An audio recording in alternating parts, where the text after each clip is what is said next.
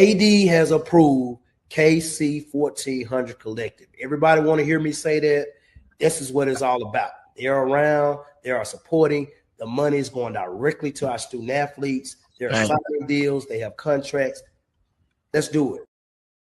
I mean, without this collective, we won't be successful. We won't be able to sustain our student athletes.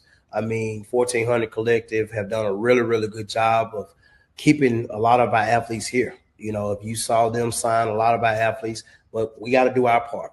So I know after today, we're going to click that 1400 Collective. We're going to give one of those tiers, and we're going to make sure that we give to this collective so we continue to give to our student athletes and support them and give them what I need. We are trying to build a program for the next 10 to 12 years. It's not something that's overnight. We understand that the NIL and collective stuff has its role, it plays in it, but we are on the forefront of FCS football and attacking the NIL, attacking the collective. We got a very nice payroll at Jackson State, believe it or not. And I mean, our fan support, and we need more support. But we know that that payroll is attached to championships.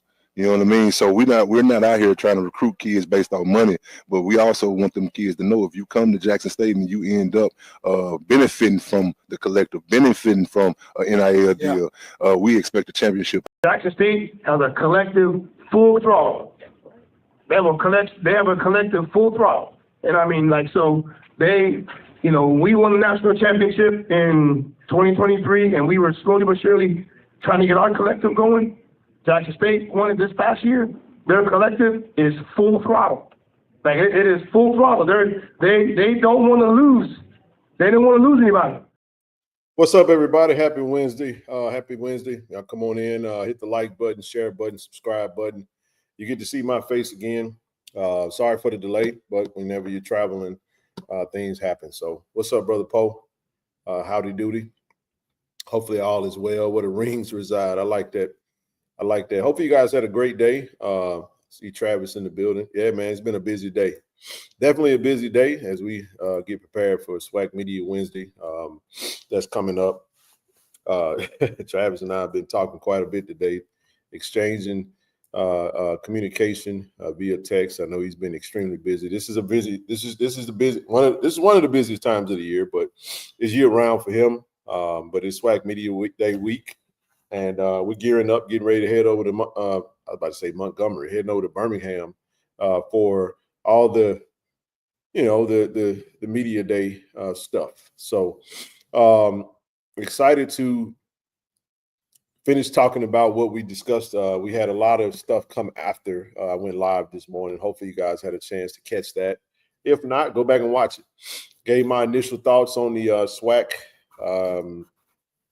preseason selections. We're gonna delve a little deeper into that again tonight. So yeah, man, I'm sure you guys are excited about it. I thought they did us pretty solid. Again, I appreciate finally, you know, the recognition in the work. But this is just preseason, you know.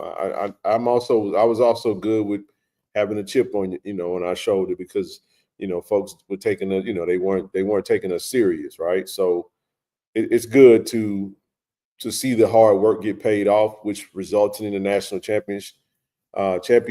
I can't remember. I think Alabama State had quite a few last year.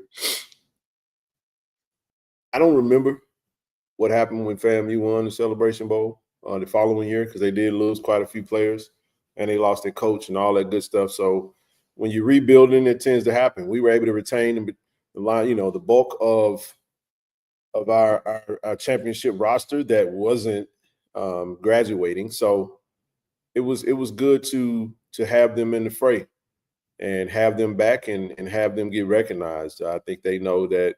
I had a conversation with one of our brand ambassadors that is a preseason All-SWAC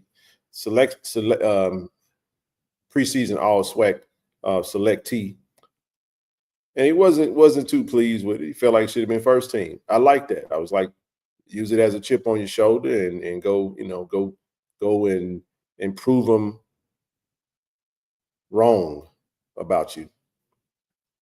The only adjustment, and we'll delve a little deeper into that whenever TD comes up. We'll add him to the stream here in a little bit. But I tell you, man, the only addition I think that should have been on that list is Demetrius Smith. I still feel like Muda should be on there, just because of the work that went into. We bring back 3 of our starters from the offensive line. The best offensive line in the conference last year, I might add. The best offense to the victor goes the spoils, right? So, hopefully Muda takes it personally, and it motivates him to go out there and prove them wrong, right? Prove them wrong. And I hope those linebackers, Reed and Ashton, feel slighted, and they go out there and prove the SWAC that they should be first team. I hope Quay goes out there and prove to the SWAC that they should be first team, right? That he should be first team. Shamar Hawkins, one of the best DBs coming back in the SWAC. Got to go prove it. Got to go show it. Got to go tell them. Got to make sure that they get it right next time. But the postseason is where it really matters the most. Like as I stated, we're gearing up to get ready to go to SWAC Media Day, and I'm excited, man. It's been a long, busy day. I've been working since I got up this morning, nonstop, and I got off the live stream, rushed to finish packing, rushed to the airport, get on a plane, fly to Dallas. Now I finally make it to Jackson. Get to Jackson late. Few hiccups here and there, and here we are. So as of today, the JSU Hunted just got a bigger target. See, granted, and I 1 second.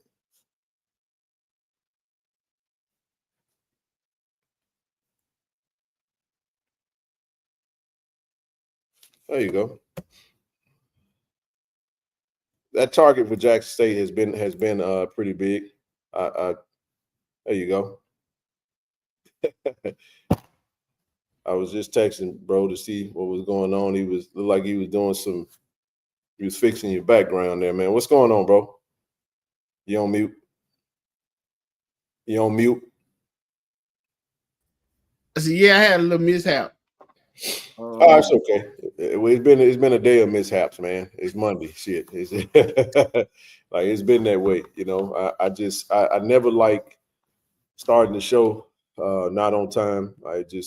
Time is a big thing for me. So good to see you, man. I did a lot of talking. I was excited. This show is for you, bro. I honestly could have just been good with this morning and call it a night today, but I didn't feel like it was fair to steal all the shine and the thunder, man, on such an exciting day. I did, and then I was curious to get your perspective on it, on what we've come to learn today about our team and how we're viewed in the preseason rankings and preseason all SWAC lists. You know how it has gone for us over the past for however long. And I was curious to see when Jack State made a full sweep. I just thought it was a no-brainer to have the awards reflect that. So initial thoughts, man. How you feeling? We're gonna get into it. We'll get into it. But other than that, what's going on with you, man? Man, let me start by saying, I'm a little late to this about let me say rest in peace to Mama Burks from the Mississippi Mass Choir, man. I know she passed last week. I want to send my respect and condolences out to she and the family, the whole Mississippi Mass Choir, man. They touched so many people all across the country, man. So rest in peace to Mama Burks, man. This morning when I rose, I ain't had no doubt, Ken. Yep.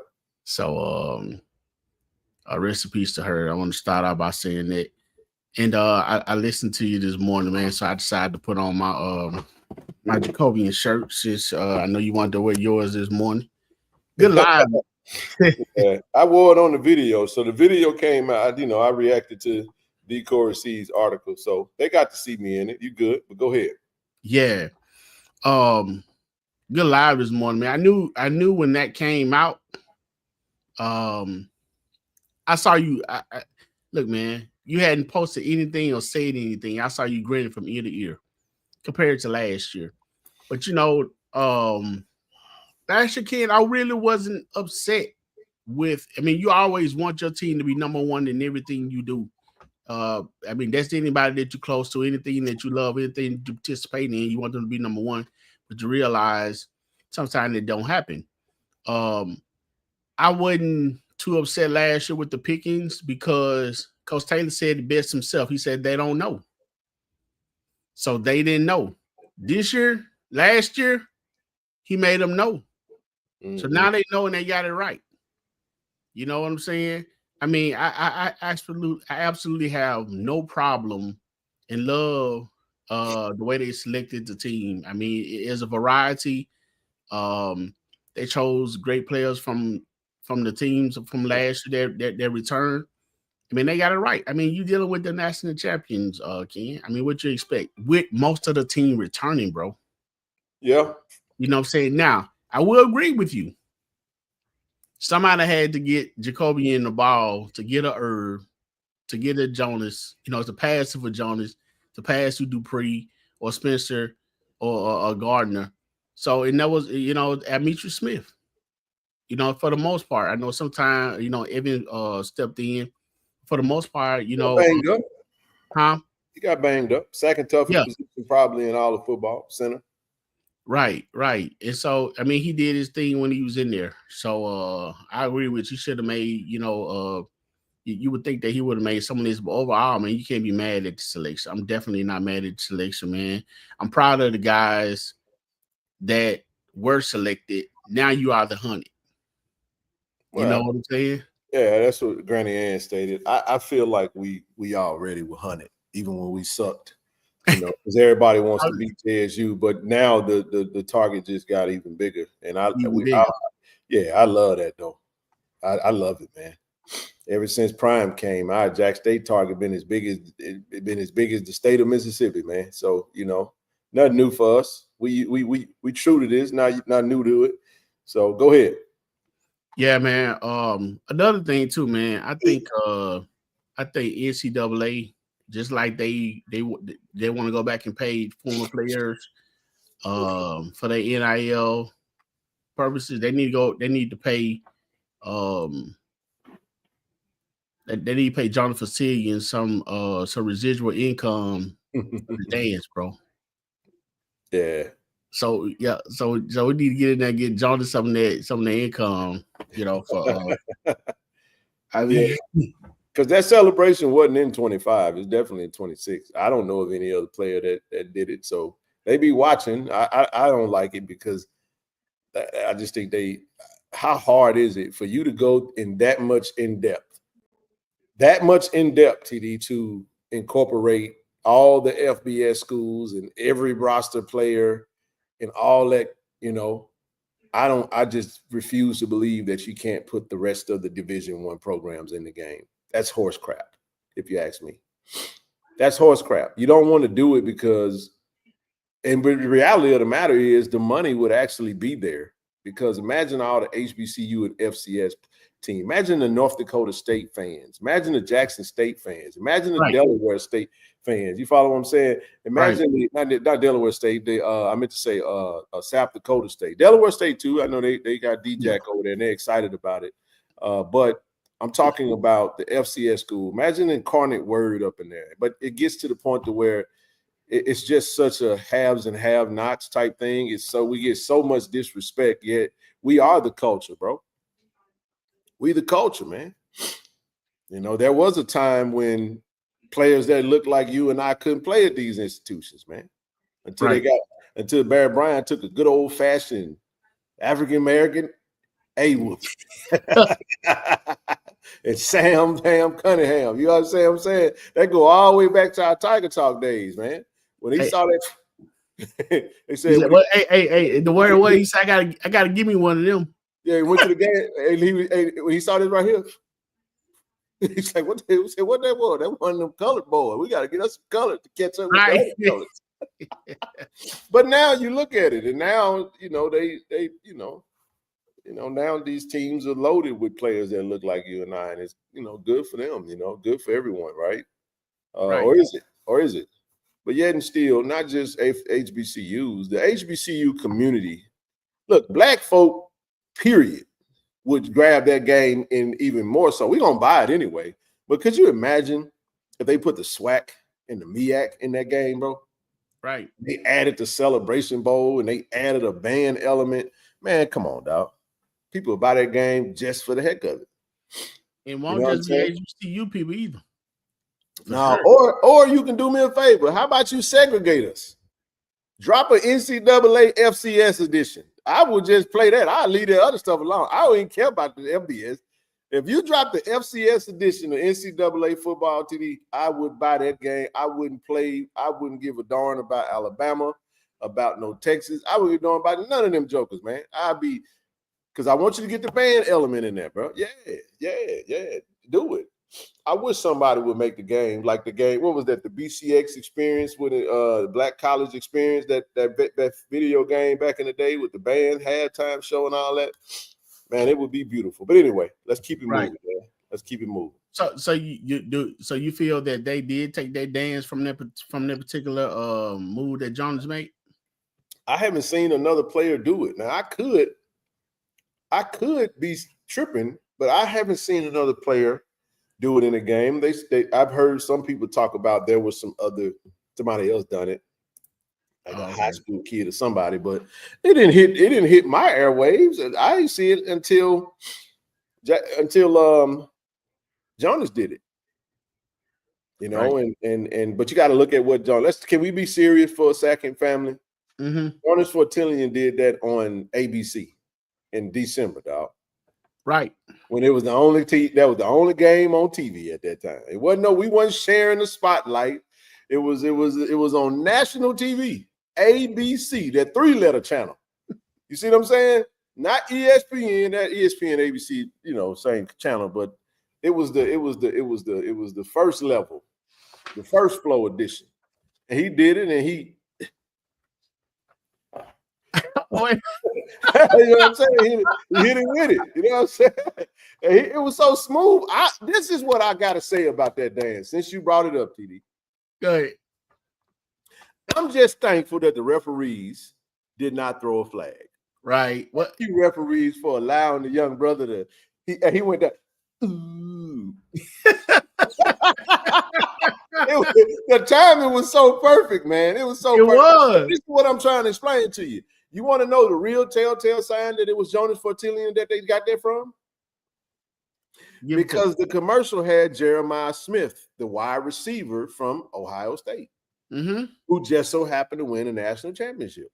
So let me get this straight. You go get the black wide receiver from the national champion. Why you didn't do a running back? Because you saw a wide receiver do it.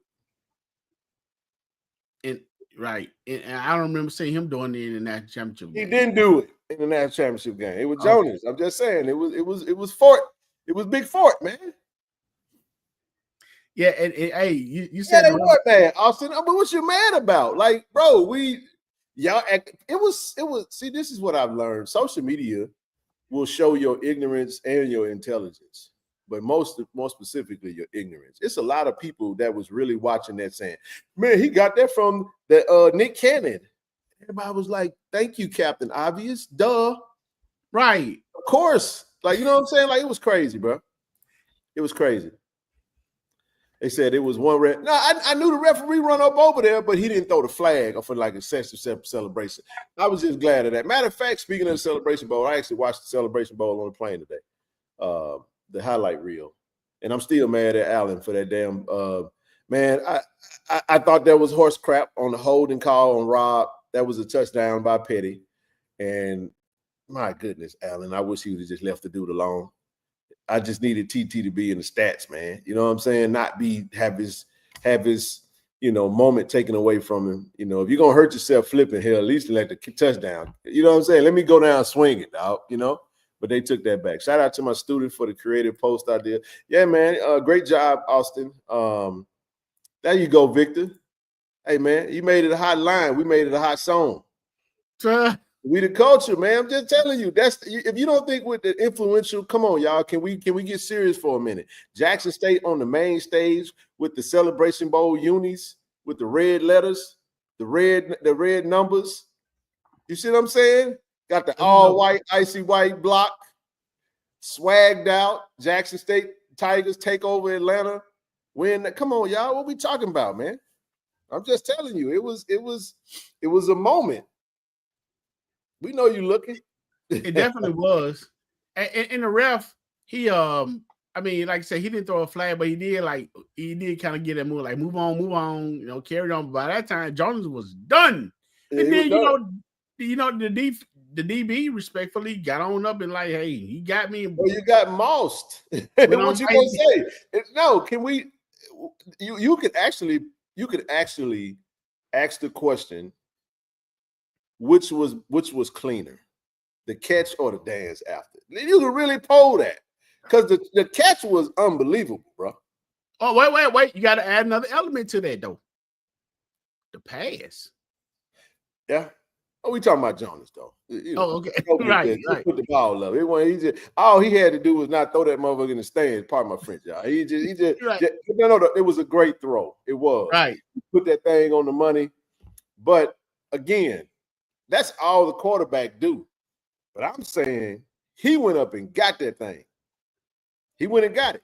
I'm going to give you another one. But the reason why I say Jones is because when you look at his second touchdown TD, he called me through that over there. Jones went and got that thing, dive for it, turned, made the catch, but falls down inbounds, slides under the dude, and he's still holding the ball. Like, that was beautiful, man. You know what? Austin actually can make him a highlight reel from last year of some of the dope catches that he made starting with ULM. Listen, ULM, Alabama A&M, my goodness. Yeah. Man, so many catches that Jones made. Bethune-Cookman. Southern, another one. See, that Southern catch that he was over on the sideline for the first game. Mm-hmm. First Southern game. Over on our home side, he mossed the dude and came down with it. Yeah, he got some amazing catches, man. Definitely. He could definitely his highlight reel gonna be insane. Good thing he didn't hit the portal. Thanks to all you great, wonderful Jack State Tigers out there that bought into the vision of our foundation and signed up for the collective and gave our student athletes a sense of normalcy. Because there's a new normal in college football now. It's NIL. It's getting paid. It's getting money. And we're blessed to be able to provide some for some of our top athletes at their respective sport. However, we want to do more. We do. And I'll start there, man. Our foundation is Friends of KC-1400 Inc. And what in the world just happened? I don't know what just happened, y'all. All right, sorry about that. My goodness. Nevertheless, here's the point. If you want to support, you can go to Givelify. Now, I will say this about the collective. I touched on that this morning. We pretty much we'll touch on that and we'll keep it rolling. We're gonna pause on the strong push for the rest of the month as we do some website maintenance, update, and all that good stuff, and then we'll roll out 2026 sign up for in sometime in the month of August. So be on the lookout for that. If you're in the collective chat, and we, there will be dialogue throughout the rest of the month in regarding that. But nevertheless, as we get started with this show, we don't have a whole lot of time because we're 30 minutes behind.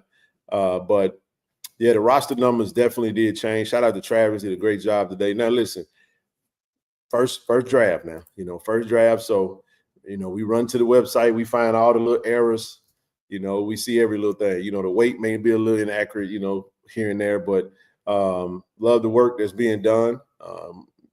We see a lot of the faces that a lot of us were looking for when we went to go look at the roster, now officially on the roster. So stay tuned.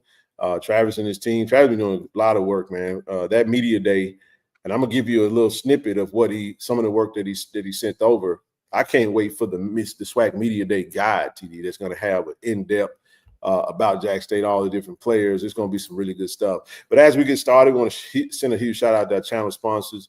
We want to shout out ShotRx, obviously Dr. Ted Lyons, JSU alums, supporter of KC-1400 Media Group and the foundation. Likewise with Cannon Toyota Vicksburg. I want to thank Billy and Clay and the team for their support of the platform, as well as just all they've done in providing vehicles. Same as Cannon Nissan of Jackson. Shout out to Will, brother Ron, and the team over at Cannon Nissan of Jackson for assisting with our partnership for a vehicle. I know Jeremiah has a truck now, and they've been the actual leaders of that wave and that movement. So, okay, player weight and size will be finalized after the fall camp. So don't talk about size and weight and all that stuff right now. So size and weight will be finalized at the end of fall camp. They're in the process of transforming their bodies right now. So we're not worried about their weight and their size. It's gonna get updated. So hang tight. Nevertheless, Automasters. Shout out to Timothy Poe. I saw you in there, brother Poe. Terrence Miles, Timothy Poe. Automasters06.com is the website. 601-927-7794. Some JSU alums, big supporters of KC-1400, and help secure the insurance for the Terrence, for the vehicle for Jeremiah. So we got a lot that's happening with our partners and our new partner, Hill, Mississippi. Got a lot going to be coming, especially in the month of August with Hill, Mississippi. Shout out to Chris and Derek and the whole team over at Hill, Mississippi. And looking forward to a lot that's coming down the pipe with them.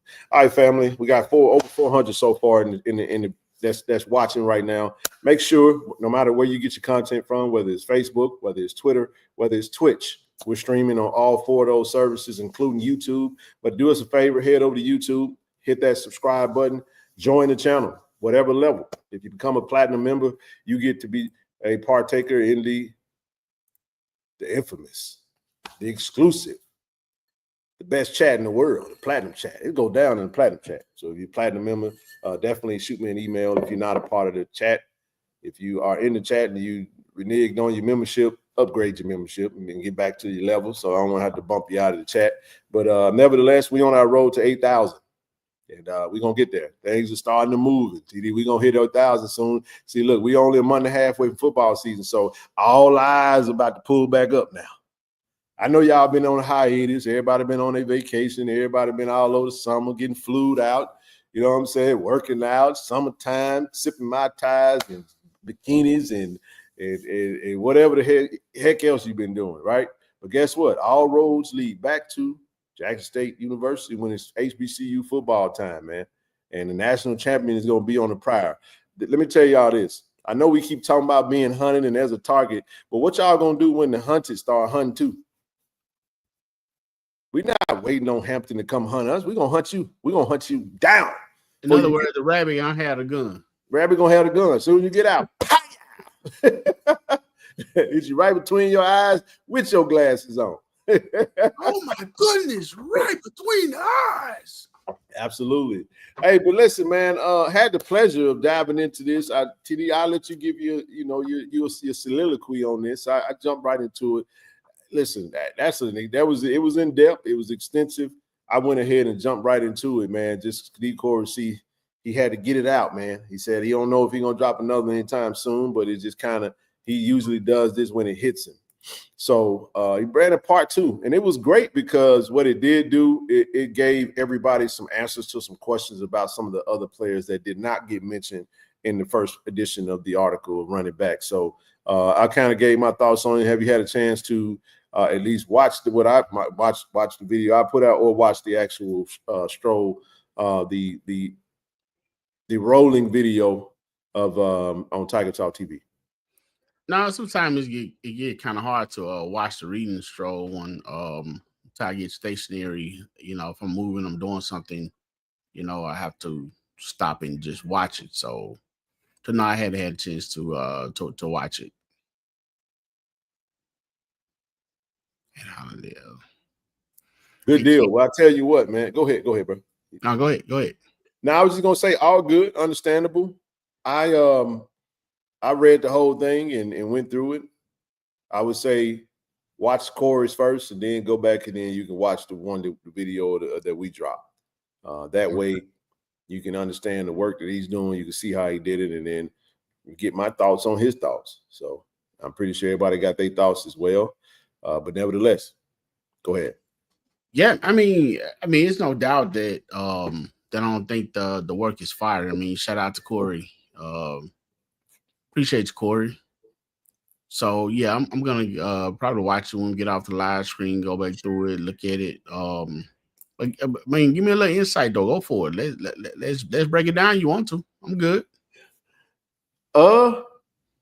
All my thoughts on that video, and I say that because I want to jump into this SWAC. I want to get into the topic. Oh, let's go for it. Let's go. Yeah, we moving right along. I just wanted to make sure everybody go to Tiger Talk TV. Make sure you subscribe to the channel, and make sure absolutely. There was some things this was a good one. I tell you what, TD, I can let's do this. A couple of things that we did not touch on the show the other day is I'll just kind of do this real quick. I still have some of that on there. It was a deeper dive. Just kind of explained what he felt was a key player. Gave some examples like Jeremiah Williams. What defined an impact newcomer. Gave some examples like Nate Rembert, and and then he went into some of the freshmen. Then he touched on the young quarterbacks. Ethan Terrell, Parker Stouffer. Remember, we didn't touch on them in the first one. He talked about both being a redshirt season, but they show real promise throughout the spring, turning heads at times while still developing. They made noticeable strides enough to draw attention and spark conversations about the future quarterback room. But one of the things he did talk about was that, it's going to be important for us to get off to a really good lead and start. So they're going to get their reps. The thing about Parker and Ethan is they only have, amongst both of them, they've only had 3 snaps, and that was the 3 snaps Parker had versus Alcorn. So no real game reps there. But yet at the same time, we have to look at it in a sense we have the preseason all SWAC player of the year. So we have to, we're going to go as 15 takers. So we're going to jump into that a little later. But nevertheless, that was one of the things he kind of touched on. Wait a minute. But I think either one of those young men, although they was redshirted, Ken, I mean, you bring them out, and they might have a few jitters, and I think once they get over it, because Parker really showed a lot of confidence when he came in the Alcorn game. Now, true enough, we were playing with a huge lead. We were, and there's no adversity then. Right. It's all fun. Being in game time minutes, you don't want either one of them in a situation that Jacobian was put in last year versus Grambling, where you start, quarterback struggles really bad, and then you bring him in cold, emotional, and the wheels came off and the axle broke, and the front end fell loose, and then the seat belts popped, and the motor quit on us. Like everything went bad. It's Grambling, you know what I'm saying? But nevertheless, just top line and touched on the tight end depth. Touched on some of the offensive players, some defensive potential breakthroughs like Hargan and Cooks. And then he mentioned Braxton Barney, gave a little bit of that. Touched on, expanded a little bit more on special teams with Donovan Warren and Hunter Burns, and talked about some of the players that left in the portal, J.D. Martin. He touched on Zeke Johnson. That was my guy there, man. Yeah, on the video I said that. So you gotta go back. You got some homework to do. Touched on Phillip Webb. Good little taste, man. Alan Walker, Day Bright, Jaden Ward, Javarian Jenkins, Tyus Martin. And then he talked about the freshman that's coming in, Jared Lockhart, and coming in from Charlotte, North Carolina. I see Jerome in the chat. What's happening, JB? What's up, baby? Shout out to the East Coast, man. All those Charlotte, Queen City, JSU Tigers over there, man. Then gave a little bit more on Lockhart. Went into the running back room, Jeremiah Wilson, because people was asking about him. Nate Blunt, Kobe Boykin departing, going to Delaware State. Cale Armstrong, Ryan Anderson, and Jamal Gowans, both freshmen coming in the O-line room. Some touched on Devin Love, Kyson Burke, some specialists, Naylor out of Germantown, Chris Levi, the long snapper. But then this is the part I was trying to get to. Noticeable promotions. Coach Rip Kirk has officially been named the offensive coordinator. In addition to his quarterback duties, Kirk has been an integral part of the offensive game planning and play calling alongside TC Taylor. His promotion locks in a trusted voice to help steer the offense. On top of that, Coach Manny Ramirez also gets a promotion to co-offensive coordinator and O-line coach. So a couple of changes within the O-line, within the coaching staff. That's pretty good stuff, man. And I gave my thoughts on all of that good stuff, man. So Corey really got in his bag, sorting it all out, countdown to camp, and then basically just said that's what it is. And that was the equivalent of the article. It was about 16 minutes as it scrolled through. The video reaction that I did was about a little over 32 minutes. So give yourself time, go check it out, man. I went line for line. So if you're looking for, if you want to hear the band, hear all the band clips that Corey put together with the article, go check out that, then head over and hear what I had to say, give my direct reaction to it, because that was like right at the time that I had done it, and I finally got a chance to drop it. So that's pretty much that. But let's jump into why we here. Before we get into that, I do want to mention this in regards to season tickets. Look, season tickets will be on sale until July the 31st, okay? Limited reserve season tickets are available. I'm going to say that again. There are limited reserve season tickets still available. They are on the website. You must purchase them by July the 31st. So if you're looking to buy some reserve seats for season ticket purposes, season tickets in the reserve section, there are a limited few. Go to the website right now, go JSUTigers.com/tickets, and you can purchase them right away. Don't wait, or you can call the ticket office. All right, man. Let's get the people what they came for. You want to touch on this? Hey, just a second. It's two comments. Two comments I want you to pull up right here. You got this one. Well, I'm gonna say this, yo. Corey is a creative writer. He is he's very intelligent business guy. Corey is cooking up something right now, and I won't get into any of that. I'll just say this: that's very possible. It's very possible to see that in the near future, very near future. I'll just let Corey come out and explain, his thoughts behind that. That's why I grabbed the video and went out there and now that video, the way that it's out there, it's doing exactly what he hoped it would do, and that's create the dialogue that you guys have, and you guys are gonna tell him, what to do next. So. Just know that he's working and he's doing his thing. And TD, I'm calling it right now, Parker Stovehood. That's a tall order, bro. Right. I'm not calling that. Right. Oh, I was looking at it, I'm like, wait a minute, bro. No, I'm not gonna do that. 2.0, yeah, because he's white. Just state the obvious, you know what I'm saying? But Casey Terrio, come on, dog. Wow. Pump your brakes, bro. Put your big shoes on, put your combat boots on, and pump your brakes instantaneously. Like, stop. We ain't doing it. What you got from there, Alan? Okay, go ahead, Ken. I don't know what that was about. I know we want to. That feels. I'm gonna make y'all laugh. That feels very. They all look alike. my best friend. Man, that's what that felt like, man. It's just, hey, look, man. They got some stuff. I tell you, two obvious things they have in common. I'll give it to you. Size. No, they both play the same position. Okay. They both of the lighter hue. Okay. One wore 11, the other wore 12. But 12. All right, there you go. That's it. We're gonna leave the rest of it alone. I don't know that, Jamarcus. I think it's gonna be a mixture of it all. So I would have to listen.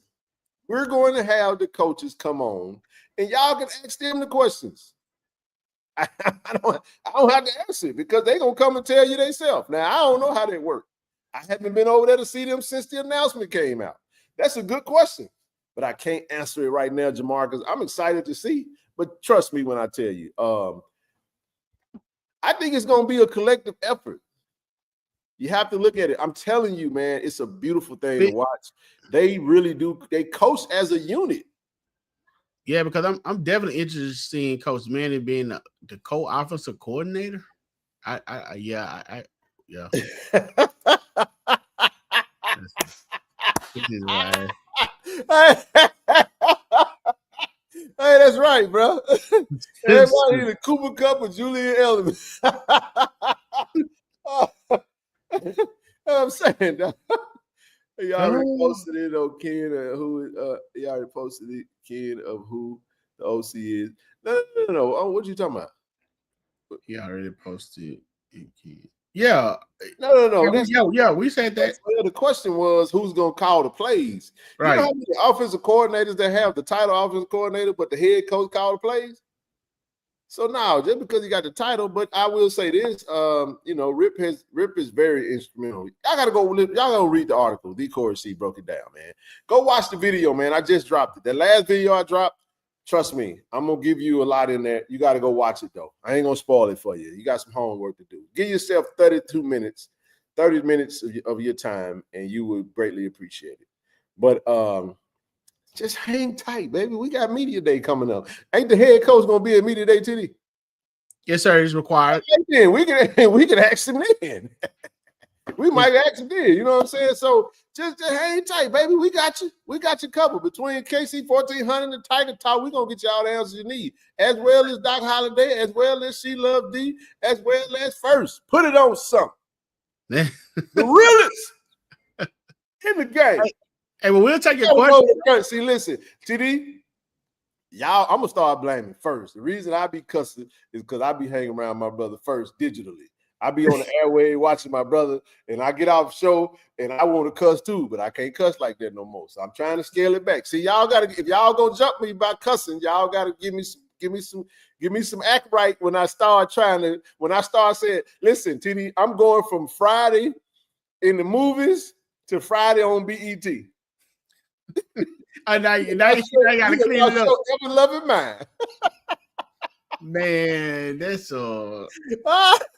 Looking serious, man. Gosh darn it, man. Gosh darn it. I never say gosh darn it ever. But I do it for you. So, hey, Coach Lewis, I want to make sure that Miss Lewis, when she come downstairs, TD, and she see Coach watching us, I want to make sure that she don't feel like feel like I can't. Send Elsa from Fred Safford to your house. Oh Lord, right. Yeah, I'm trying, y'all. I'm cleaning it up little by little. Every now and again, I used to just let it rip and then give a darn, man. But now it's like, but Ken First cousin in his everyday talk.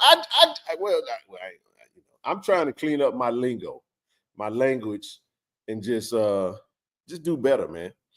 I live by, if meat offended thy brother, then don't eat meat around thy brother. Wow, that's what it go by. So I don't listen. For me, it don't mean nothing to me. I know how I think, but sometimes when you're in front of people, you still have to respect their mindset about it. Whether you agree or disagree, it ain't really about that. It's about how I feel about you as a person. And if you say, hey, shout out to all y'all out there. Anyway, let's keep it moving, man. Man, First cutting up on the show. I know, man. Doc, y'all were cutting up big time, bro. Big time.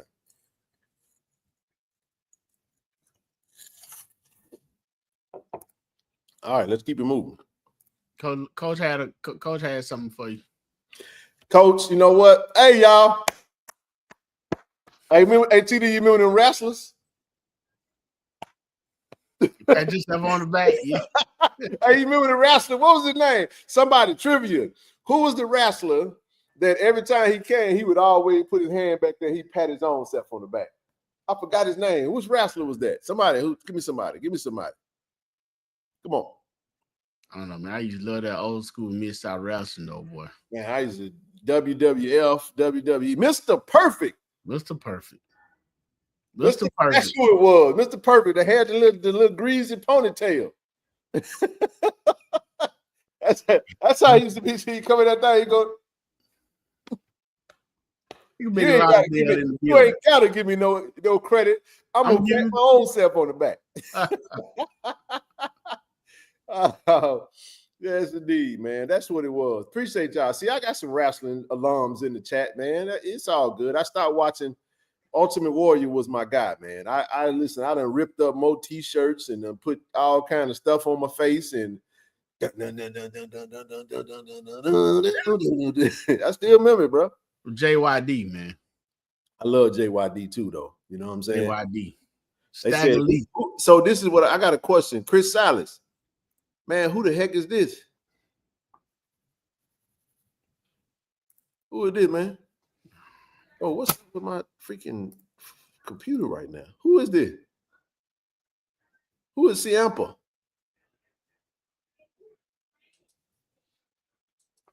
Never heard of him. Not the Road Warriors, man. We need to have a throwback WWF show.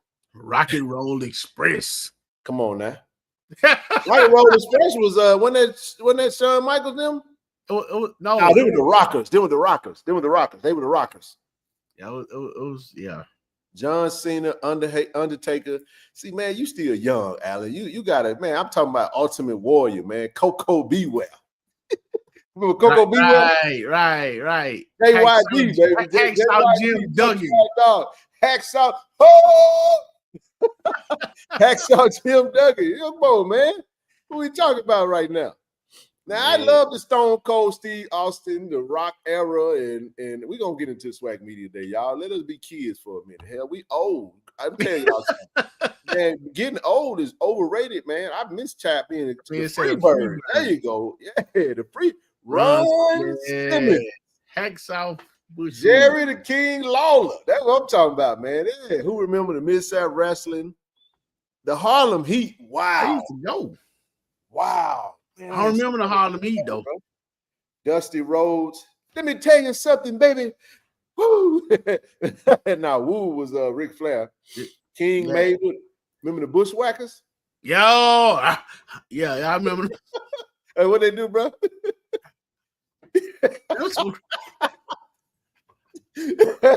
Yeah.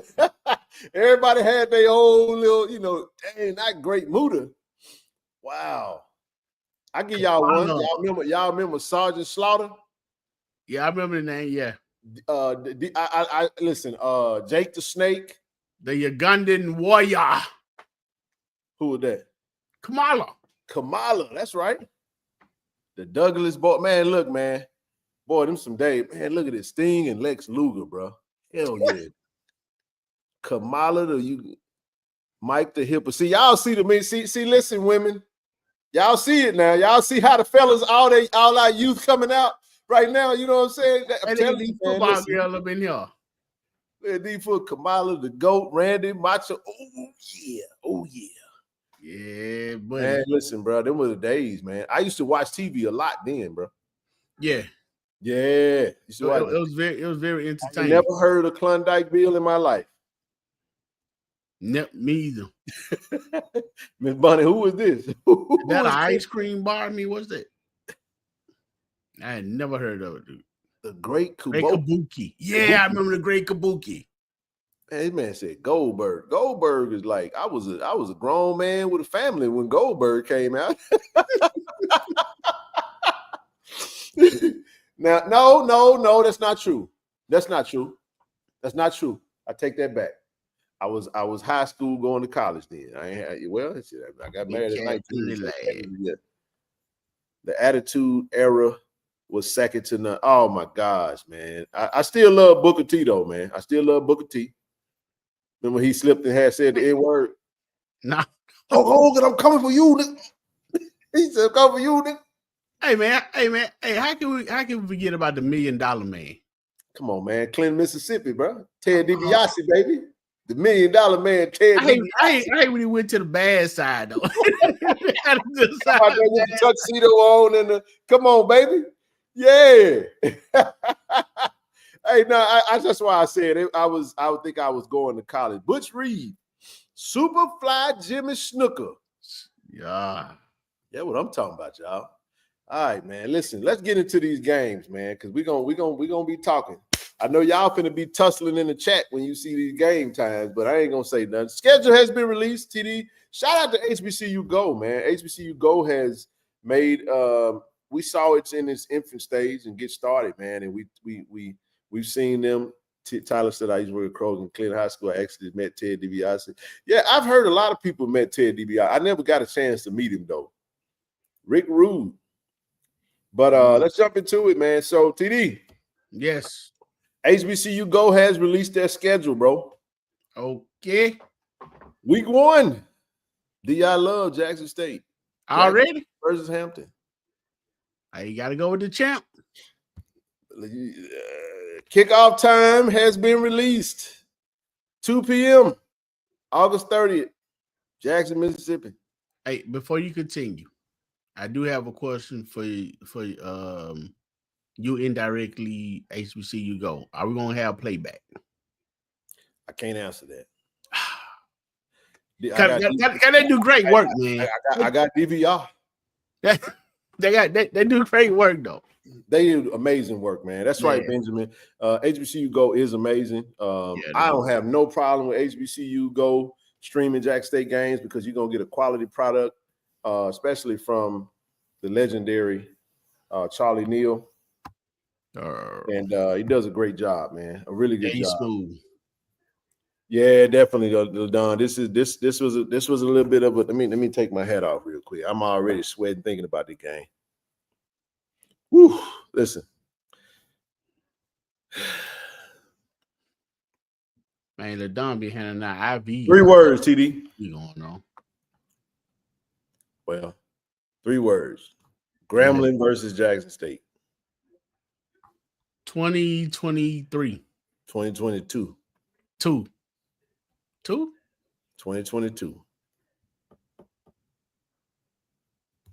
Okay. Yeah. Right. Coach Taylor was at 23. Okay, right. One of the hottest games I've ever attended in my life. And it affected me personally. Now I listen, I understand that I told Travis today, no alcohol until August 31st. I'm not drinking nothing today. I've been start hydrating today. Dead. I'm telling you, dead serious, bro. I can't. This is why I've been trying to lose weight. This is why I've been losing weight. This is why I've been eating better and making sure my body is ready to rock and roll, man. I will be in the condition, but my gosh, the only thing about games like this is I sweat real bad, man. So I have to stay hydrated, and I got to have creative ways to stay hydrated. I got some ideas, man. I got some ideas for what I plan on doing for that game. So you don't stay cool once you get there, because see, if you know, I'll never really complain. It don't really bother me. I walk. It ain't you, TD. You last time. Listen, man. When I leave Jack State football games, bro, I be soaked all the way down to my socks, man. Yeah. But you know, a lot of people. I lose a lot of water, man. I just sweat real bad, man. I'm weak. What I'm weirded out by is some of these young folk, man, that don't sweat. It be 95 degrees outside. They have a hoodie on. But I'm telling you, that game there, man, Grambling brought their band. They had band members passing out. I got to be real with you guys, man. I wish this game was at least 4 p.m., preferably 6 p.m. I don't know the reasons behind it other than that, you know, it is a televised game. That's about all I could give you. I just wish it was a 6 p.m. game. Man, this is a tough one. Pickle juice, big dog. It ain't even just the pickle juice, man. It's like I might get an IV and just freeze some watermelon and eat it at halftime or something like that. Because, you know, I got a lot of different methods, but I'm going to take it very serious, and I suggest you guys do the same, man. Get your Amazon neck fans. Don't make no excess movements. Is that the game you had to go to the truck to cool it? Man, that was Grambling last year. Last year. Man, Grambling last year. Don't like you, man. Huh? Grambling don't like you. Man, it's something about the Grambling, bro. Pass out in every game. Now, it just, that Grambling down in that hole, man, it's real hot down in the hole, bro. And it was like the Bethune-Cookman was playing Clark Atlanta. I was like, you know what? I'm just going to come back right when kickoff. I do liquid IV. I've done all that stuff. Trust me. But my point is that game was so hot, bro. I just went and crunked the vehicle up, TD, and sat in the driver's side. I just sat in the vehicle, man, and watched the Bethune-Clark Atlanta game until I cooled all the way off. And then I just eased on back down and just took my time. I didn't worry about getting no media. I ain't worried about doing nothing. I just stood in one spot, didn't exert a whole lot of energy. All I'm saying is that this is the game time. 2 p.m. Now you know what time the game is. You got to start preparing for it, man. You just know you're out there drinking like a sailor at tailgate. You're going to sit in there and get cooked like a rotisserie chickens. But do what you got to do to make sure you're good, man, in that game. But don't not come to the game because of the time. Go ahead. I gotta give respect and shout out to whomever those young people are that have to carry the equipment for the boom.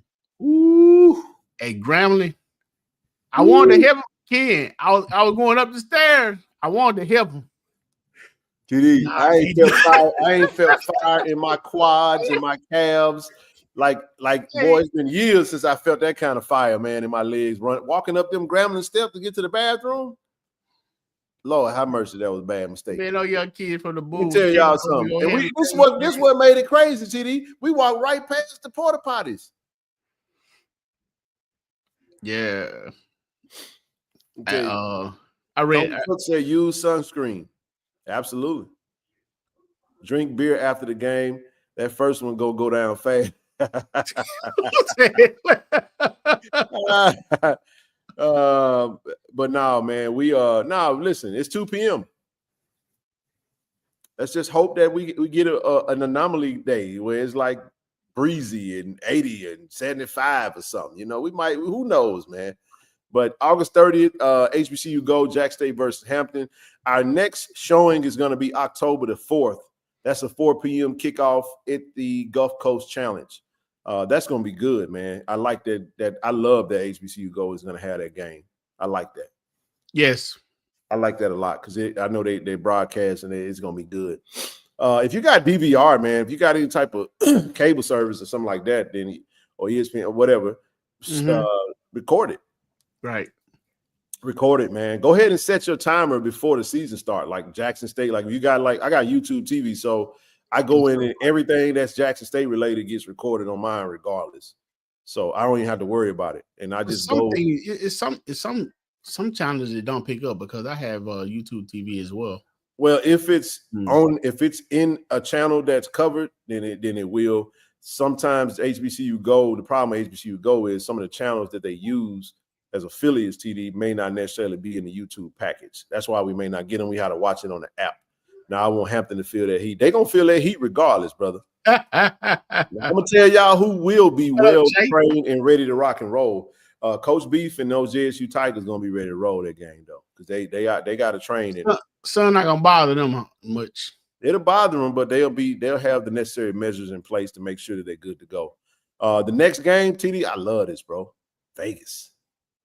Jack State versus Grambling in Vegas is going to be streamed. It's going to be streamed by HBCU Go.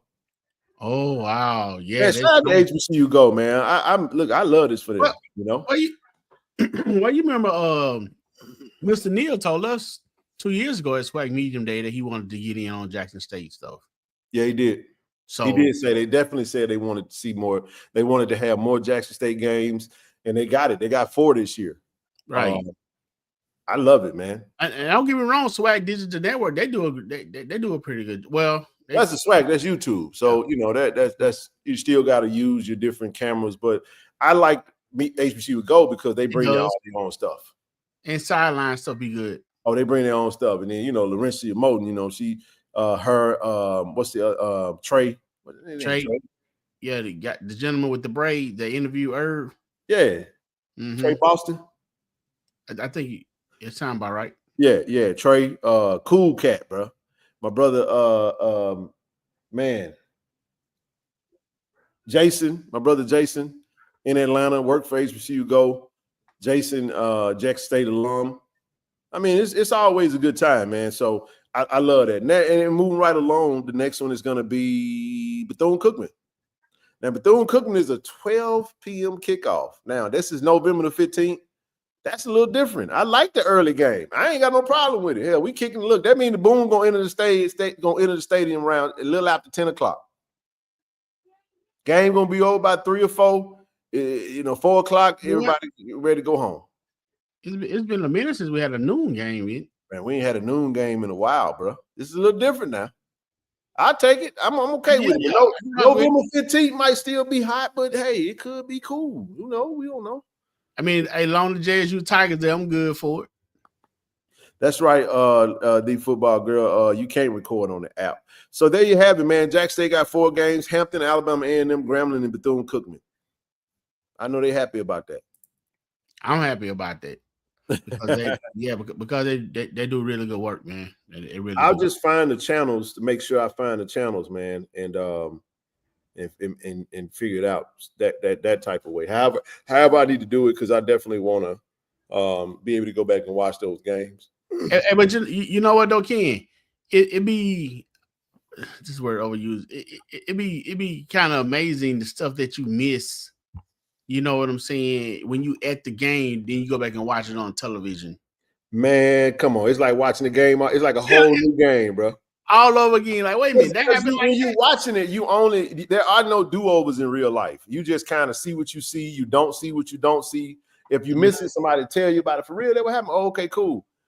But when you go back and you sitting down, it ain't a whole lot of noise. It ain't a whole lot of moving around. You get to just sit there and focus in and watch the game. Oh, you see everything then.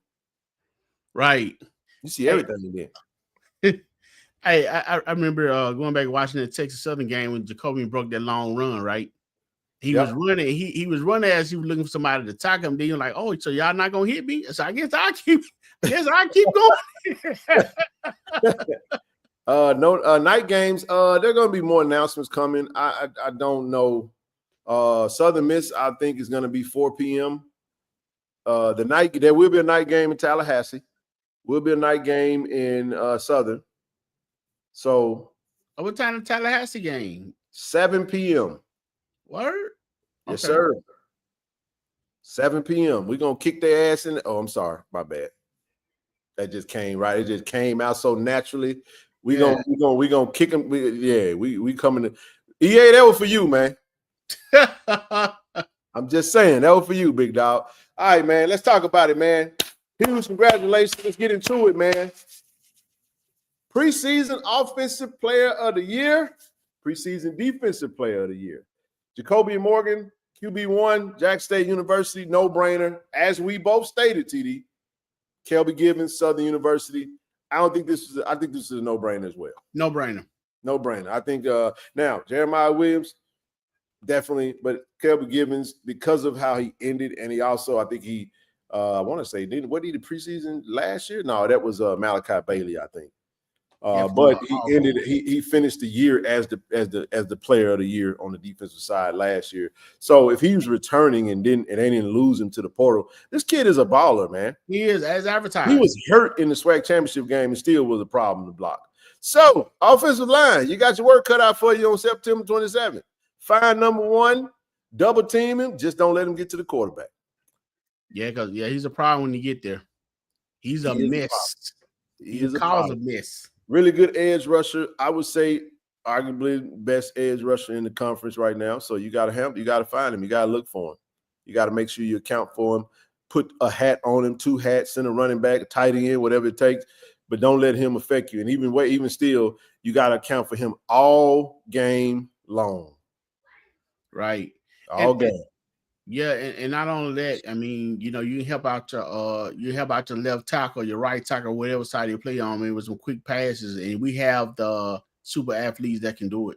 Oh, without question. So get rid of that thing quick. But if you want to talk more about Kelby Givens, you got to go to the Carlos Brown show or the Perry White show. We're here to talk about the Tigers, and we're gonna talk about the Offensive Player of the Year. QB1. I'm gonna let you do the honors, man. Listen, you got it. Show me what you're wearing, bro. What you got on today?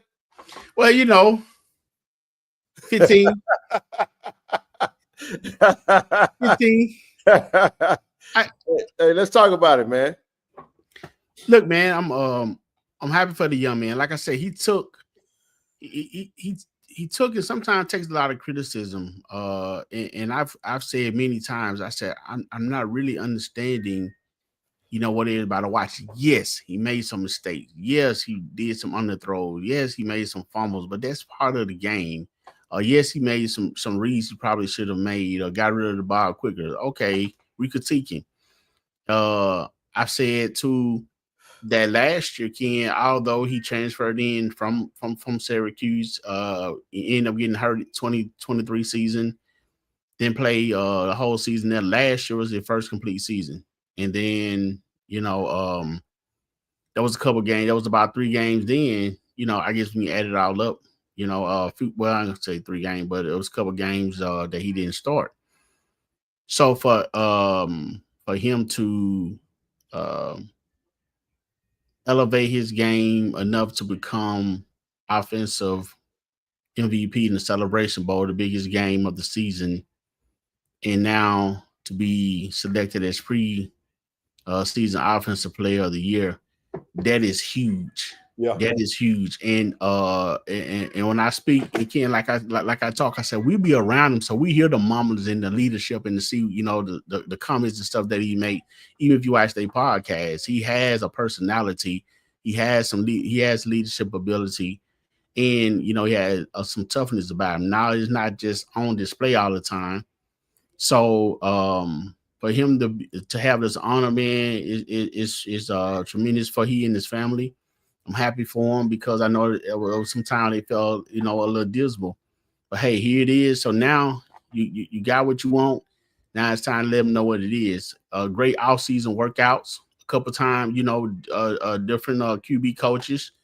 He shouted him out on Twitter today. Shout out to Wyatt Davis, man. One of the Mississippi QB trainer extraordinaire. A 601 elite. Yes, sir. Yes. So he put in the work. He put in the time with the receiver, and is here. Matter of fact, he's gonna be one of the ones going to SWAC Media Day with Coach Taylor. Coach Taylor and GMO. So man, I'm excited for the young man. I know his family is excited for him. It's a 119 stand up representing. I want him to live up to expectation. He has a chance, Ken, to submit himself amongst the elite quarterback at Jackson State.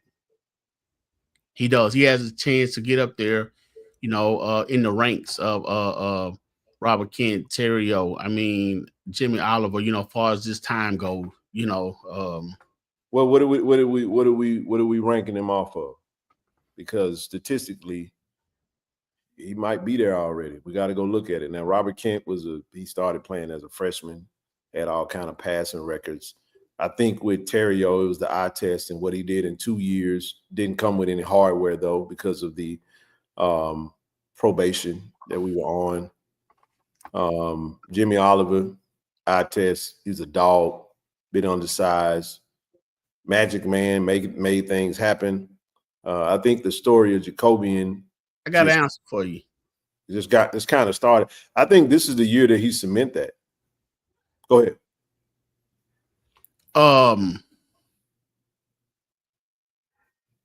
Public perception, critics, because there was time, no matter what the team did, no matter how much they won, what they won by, or what the young man did on the field, there was always a stark critic somewhere, you know what I'm saying, with something said where it could have been done better, or he's getting too much praise.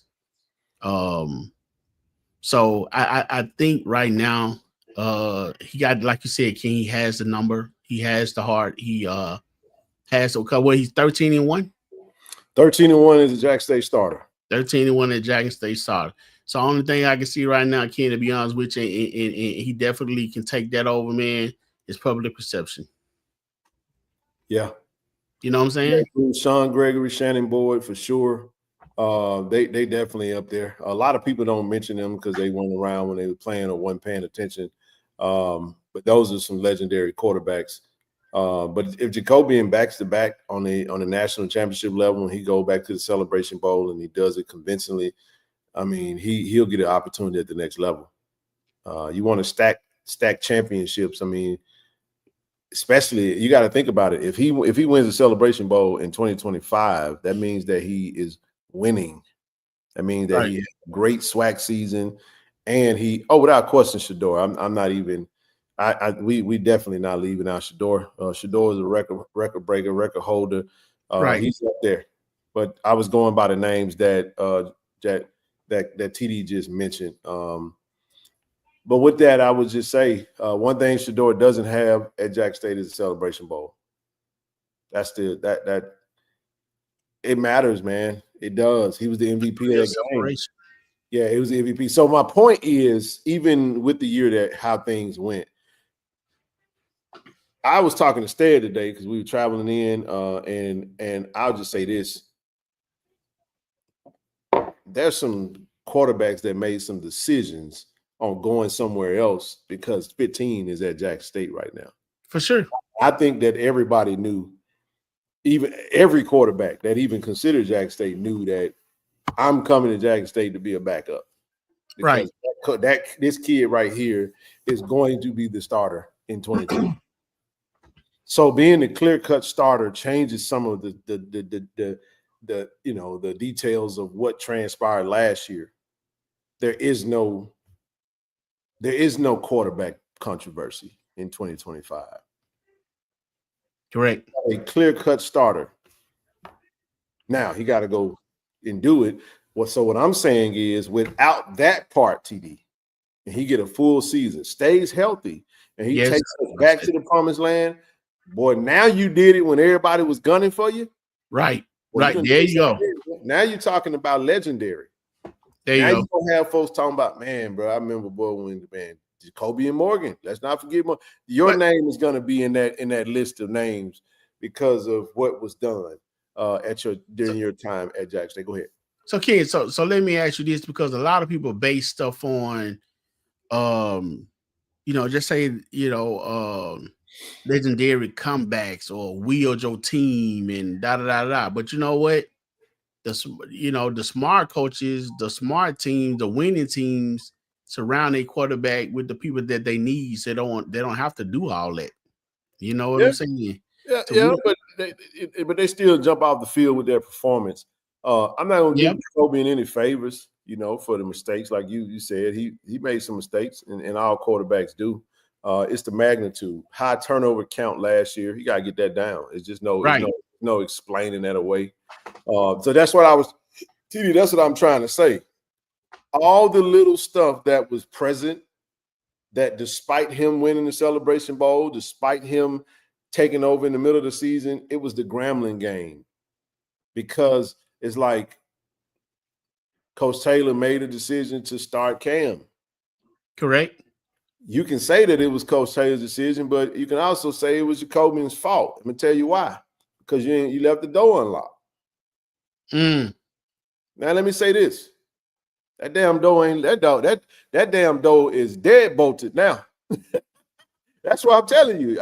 You know what I'm talking about when I say this. Somebody was like, oh no, I'm gonna go over here because I ain't got a chance and I ain't got a snowball chance on August 30th at 2 p.m. in the vet to get if that's the case, you can add two more names to that list. Who that? Zion. No. That Zion is a part of that conversation. Zion, okay. And the person that was supposed to be, you know what I'm saying?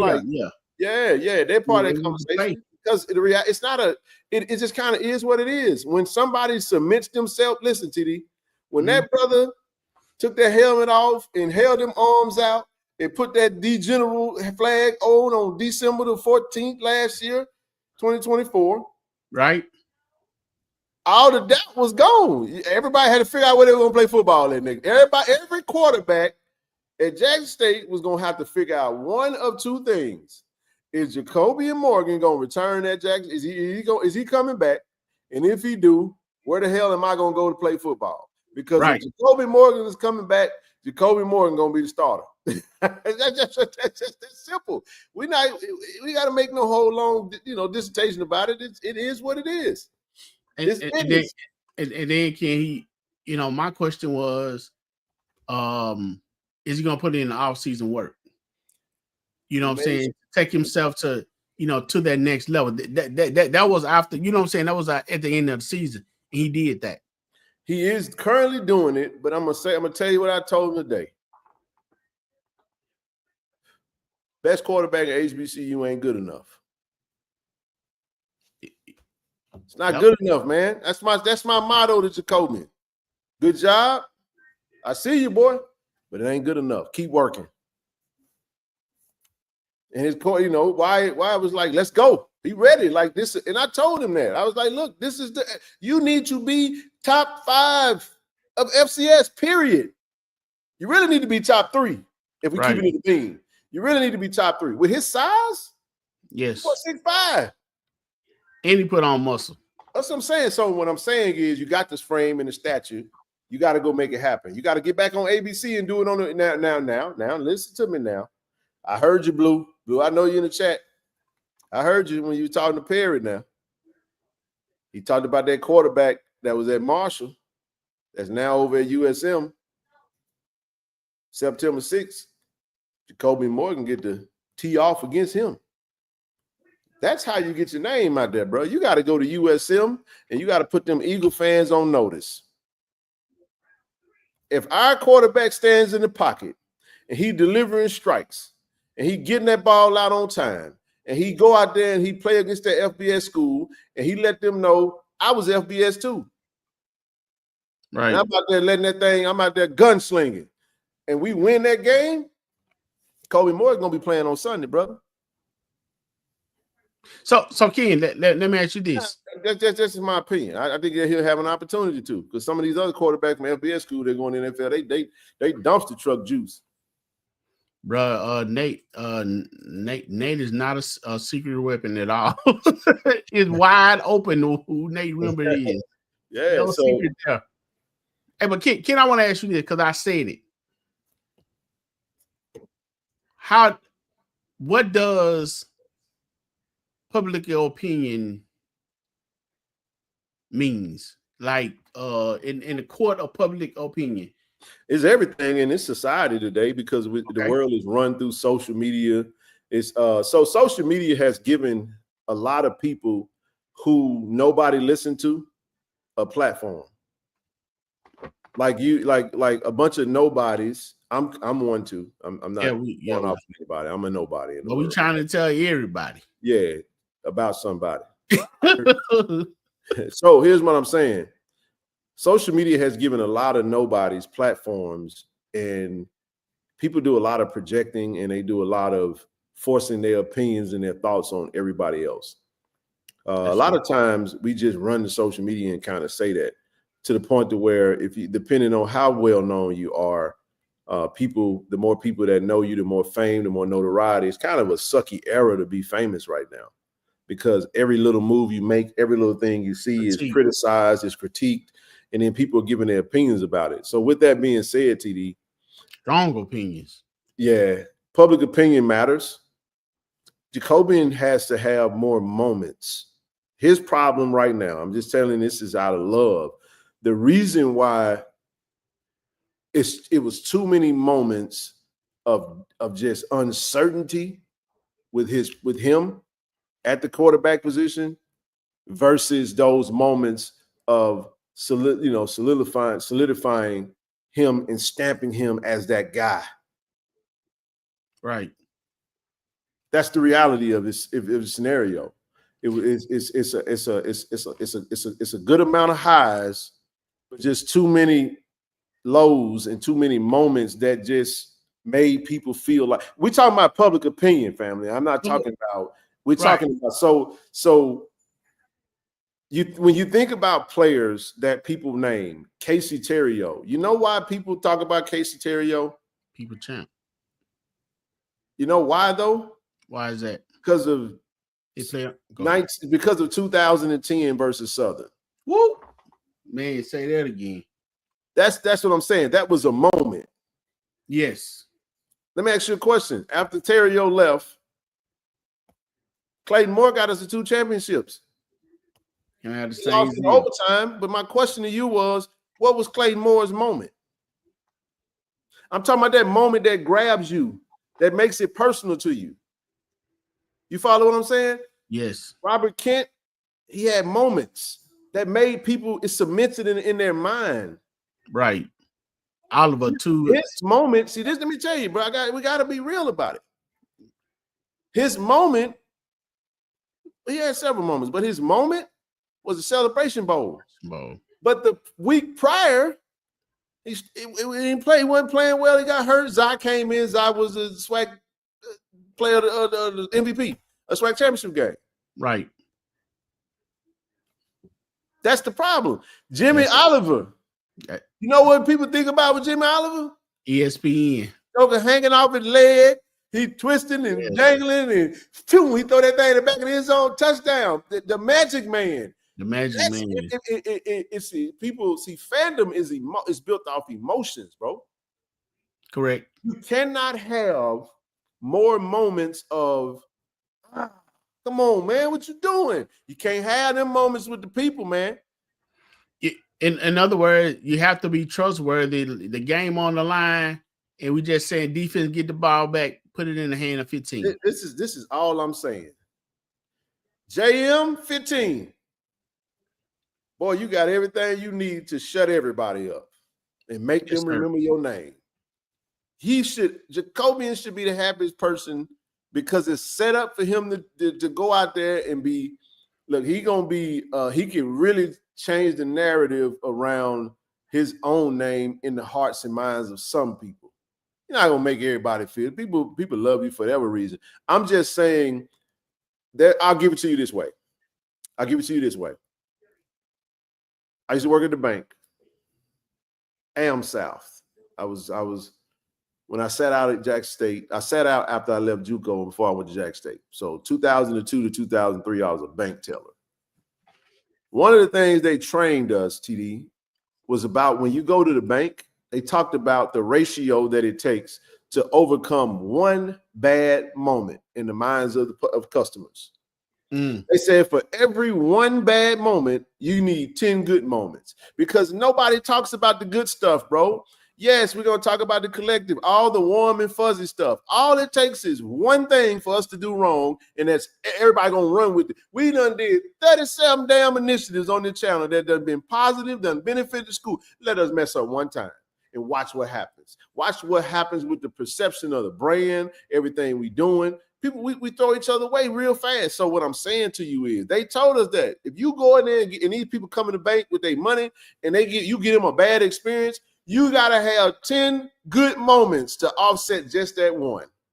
Because you can do your job and you can be great at what you're doing, and TD, they ain't going to tell nobody. But if you take forever in the day, you be rude, they're going to leave out there, they're going to call they're going to call everybody, going to say, man, that help in the bank, I ain't never going back to that branch.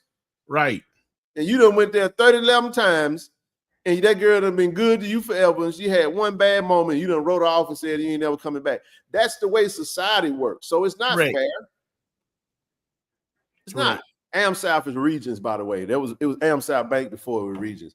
So the point that I'm making, though, is that's the thing with Jacoby. Because people don't really know the stats. Right. That's why when you say he 13-1 at the start, people say, for real? Yes, Joker. Men lie, women lie, numbers don't. But the problem is the stats don't match the warm and fuzzy stuff, bro. We need more warm and fuzzy from Jacoby. And you know what, Ken? Not as in us. I'm saying like for the people who don't feel convinced. Right. And they that's need more of that stuff to convince them that this is our guy and I feel good about it. Because you don't ever want to leave room for doubt. You want to know when Shador was quarterback, I was like, I don't give a damn. We ain't got a running back on the field. If two on the field, we all right. That's how we got to be like, where's the 15? Jacoby, he good. We straight. Coach, just dial it up. He gonna march us down the field. We gonna be good. Can't be playing to have people holding their breath. Now, this is just the reality of it. I'm saying it in a way I hope everybody can appreciate what I'm saying. Yeah, you're doing it. Yeah, giving a perspective on why I feel people think the way that they think. Now, I don't feel that way. I see him for what he is. So Ken, you know, to kind of add for me to kind of finalize what I was saying about you know, court of public opinion and fans to kind of close it in to as you were saying, you and I had this conversation before, and we don't have to go down this rabbit hole, but my favorite my GOAT, the greatest basketball player of all time to me is Michael Jordan. And you know why, Ken? Yep. Because he was my absolutely least favorite player when he first started. I'm a Laker fan. That man destroyed us. I wanted him to lose everything that he did. I wanted him to slip. I wanted him to fall. I wanted him to bump his head on the rim. I just did not like Mike. You know what I'm saying? That's how I felt about Kobe. But look, man, the man game spoke for itself to the fact he's my GOAT. And I went from not liking him to loving him to respecting his game to think he's the greatest basketball player ever. And that's what I mean about your doubters, your hater, the people that's and everybody's not a hater because they don't like with your game. I'm gonna say this too. It's just like you said, that one thing that you can say, you know, or that you do that make people not ready to roll with you. But if you take that one thing and you grab those people back, Ken, like Mike did me, then you have a friend. Then you have a fandom forever, just like you said. What you say, Doc? Man, let's carry on. You about to get sent to the goulash, man. Hey, we love Dirk, man, but come on, that man said the GOAT. Wow. All right, moving right along, man. But yeah, Jacoby he gonna handle business this year. Yeah, he gonna be all right. Yeah. Congratulations to him on the Offensive Player of the Year, man. Let's jump into these first team awards. First team All SWAC. What was FAMU ranked last year in offense? I don't know, man, but they the one killed the last year as far as all the players. So anyway, we'll come back to that. Man, 2 Alcorn players. You got an Alabama State player. You got 5 Jackson State, man. Let's talk about it.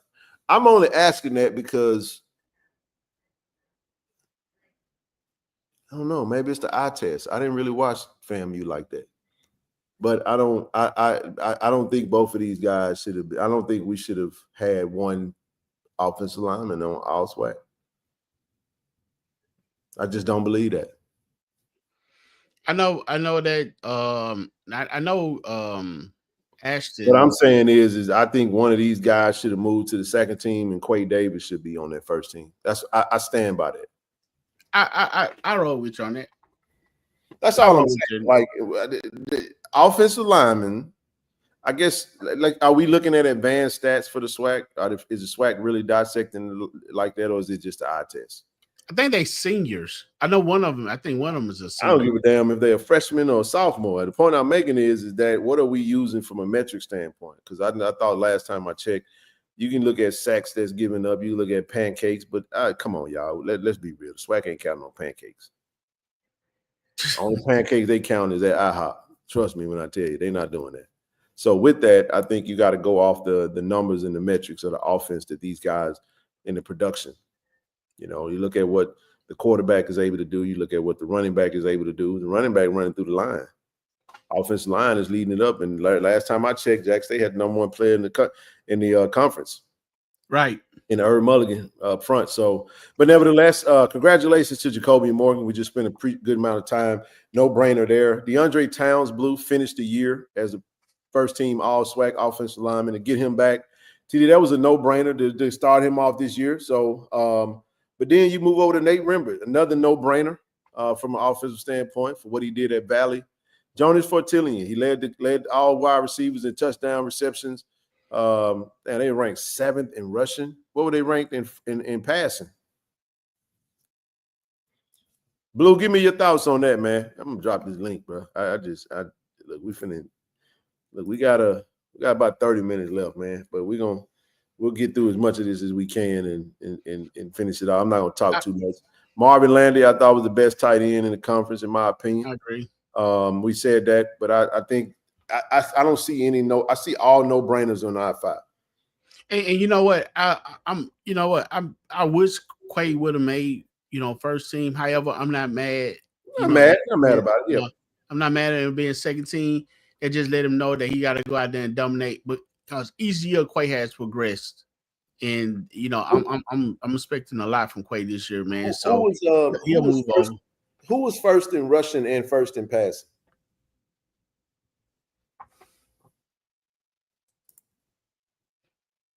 And give me Jackson State's numbers. What number was Jackson State in passing? What number was Jackson State in rushing? What number was Jackson State overall?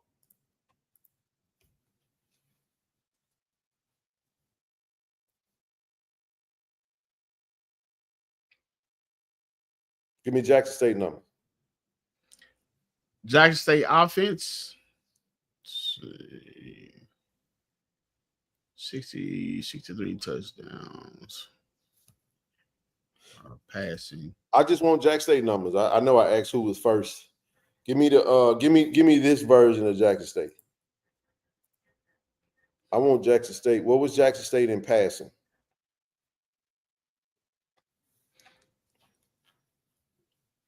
Yeah, he did give me one act for. So they got it ranked number 7. It was 7th in passing. Well, they got well, you know why? That going off yards. Hell, we were running the ball 65% of the time. Like that. Yeah, 309 attempts, 188 completions. Yeah. But here's the thing, though. How many times did you pass the ball? How many times Jackson State passed the ball? So they had FAMU ranked offense was number 2. The offense is number 2, Jackson State, and that's in passing. Rushing, Jackson State was number 1 in rushing. FAMU were number 7 in rushing. So we flipped. Yeah, we flipped. They were more of a passing team. We were more of a. So my question though, TD, is so here's a question I have. How many attempts on the passing side did we have? 309. They had how many? Passing attempts, they had 377.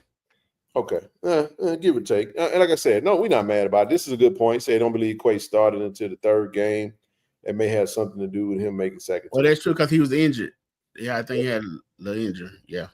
We'll take it.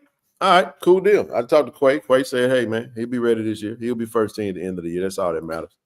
That's right. All right, let's get into it. Give me your thoughts. DeAndre Towns, Blue, Nate Rimber, Jonas Fortilli, and Marvin Landy. I'm going to be on the screen. I just got to use the press room real quick. I'm going to go ahead. But go ahead and let the folk know what you think. Yeah, man. I mean, I think they got it right. I think this is the 5 players that they have here. I mean, it could have been 6, but we can roll with the 5. DeAndre Towns, Blue. Like you said, Kurt and Evan both said, that is DeAndre Towns Blue time for him to be the leader, for him to step up. And, I know he ended up playing with a cask on his hand for the season last year, for him still to make first team. I'm definitely looking to see what he does with that cast off his hand, with no holding, of course. So, Towns Blue, time to get it done, man. Show the offensive line that you are the leader. Nate Rimber is unspoken. I mean, his touchdown ratio wasn't very high at Valley. However, his yards were amazing.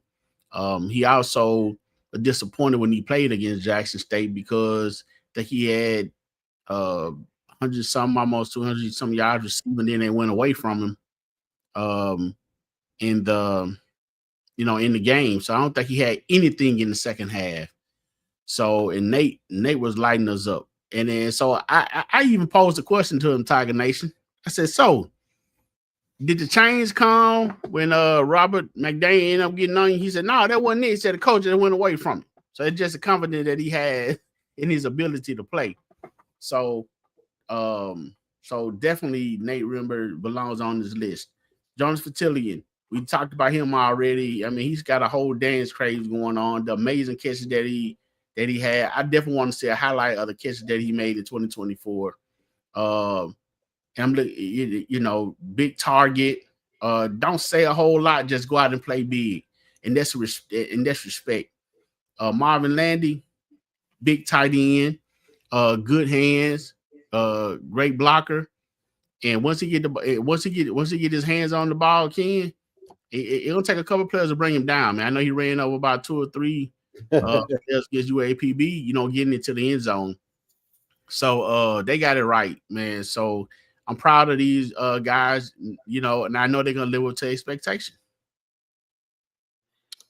Love it, man. Love it, love it, love it. Doc, what's up, man? What up, Doc? My bad, I had my mic on mute. What's going on, everybody? Doing good, man. How you doing, brother? I'm doing good, man. Just ready so I can be on out of here tomorrow night. Yeah. We're going through the first team SWAC offense. What's your thoughts? My thoughts. I mean, they got it on the real. They got it right. Like, because I said if Nate didn't transfer from Valley, that would have been Valley's lone representative on the first team offense. Yep. But I think they got it right. I did have a question mark with Thad Franklin, but I was thinking that too. I thought that Travis Terrell could have been there, but they gave him specialist. I don't think Thad had. What was his stats? Thad, I think he ran for like a little bit about 500 yards. Okay, just possibly then. I mean touchdown. He was a red zone threat, so he was a short yardage back on touchdown. So he was like, I think he had like 7 touchdowns. All right, well that's good enough then. Because he's back there with Dean, right? He shared the backfield. Yeah, he was sharing the backfield with Kevin Dean. Somerset. Yep. Mm-hmm. So Thad Frank, okay, not bad. He's back. That's good for them. That bodes well for FAMU. He's 653, 5 touchdowns. Not bad. That's if you in this situation, I think Corey Sewell was that obviously clear cut first team all SWAC running back. Is he the one that broke that against us? Yeah. Okay. Doc, you got some feedback coming through. I don't know what's going on with your mic. But yeah, Ja'Cory and Sewell being on there, that's a good pick right there. First team, because he had like I think he had like 700 yards. Yep. He led of those that were returning.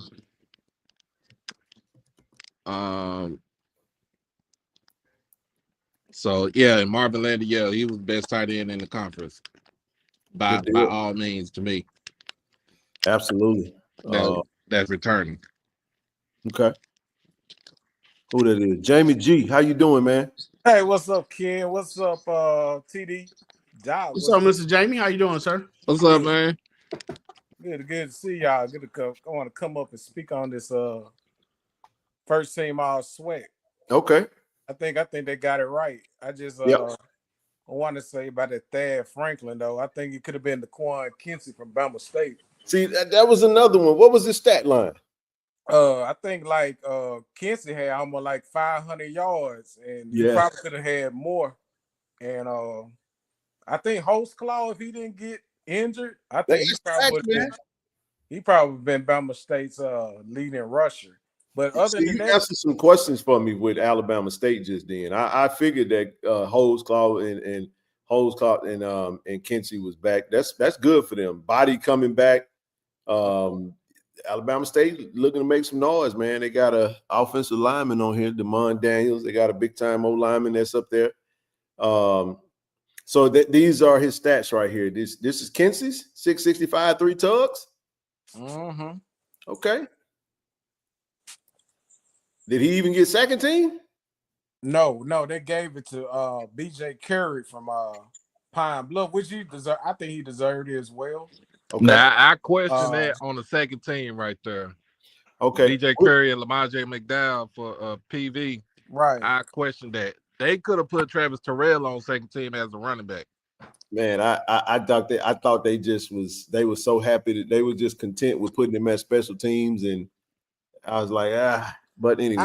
I agree with Ken though. I felt like they could have put him first team Terrell, because the punt returns, the kickoffs, and they didn't really get that many carries at running back, but he still scored a lot of touchdowns off that. Yep. And he split time. He was playing behind Irv Mulligan, started some games, and hell, you got the leading rusher in the conference, that you're playing with. But I get it. They got to spread the love a little bit. They already show love. Look, I was shocked that they gave Jackson State 12. I'm gonna just be real with y'all. I was thinking more like 8, 9. I thought everybody else was gonna get snugged. You know what I mean? But I'm happy today. I can't complain. We can continue. Hey, Ken, it was better. It was better than last year how we was feeling because we was pissed. Oh, no doubt, man. No doubt about it. No doubt about it. I was definitely happy being a J State fan and alum. I was definitely happy. I had to get on my co-host C. Wells, man, because he didn't put Marvin Landy on his first team list from the beginning. Who he had first team? And I'm like, bro, what was you smoking when you did that? That tight end from Baylor was pretty good now. Who he had first team? He had the guy from Southern. I forgot the young man, but don't get me wrong, he's a baller too. But number 84. Yeah, you can't deny it though. Landy's the best tight end in the SWAC. Yeah, I'm about to say Jackson Davis. Did he transfer it out, right? I think he did because I actually had Davis on my list as second team, but I think he transferred out. So yeah, he did. Talking about the tight end from Valley. Yeah.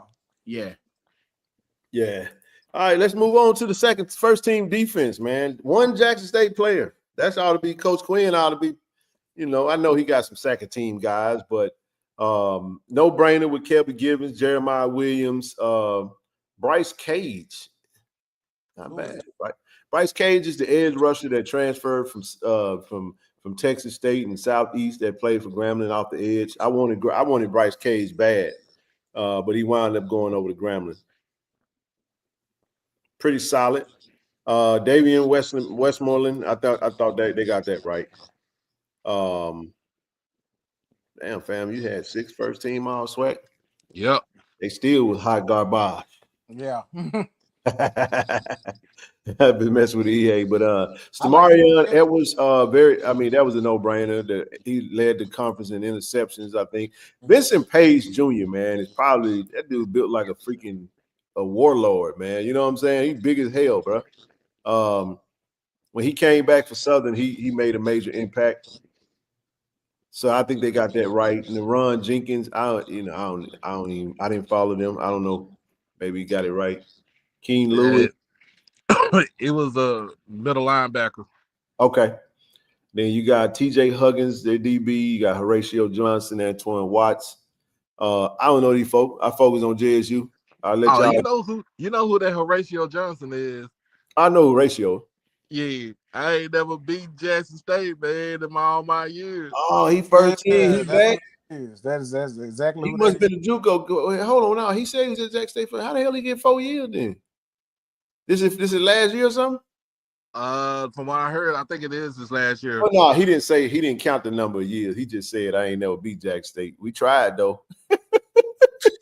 Hey, get what, Horatio? You gonna have to try again, big dog. Yeah, that was him. You ain't gonna beat him this year either. Okay, not bad, man. At least, it's okay. Give me your thoughts, man. TD, what you got, baby? Just Jeremiah, first team all SWAC. We knew that was a no-brainer. What you got? Yeah, he did say he was a senior, didn't he? I'm a senior. I thought that's what he said. Didn't he say? Yeah. He got another year? Yeah, he's a grad student now. I'm a 5th-year senior. We tried, though.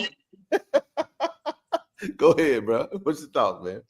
Yeah, man. I can strongly vouch for here. Besides our guy Jeremiah is Kevin Gibbons. And like you said, that Vista Page, I remember seeing him up close, man. He is a pretty big guy.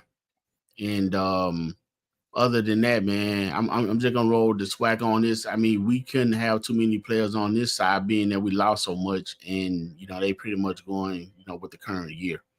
So it's good here.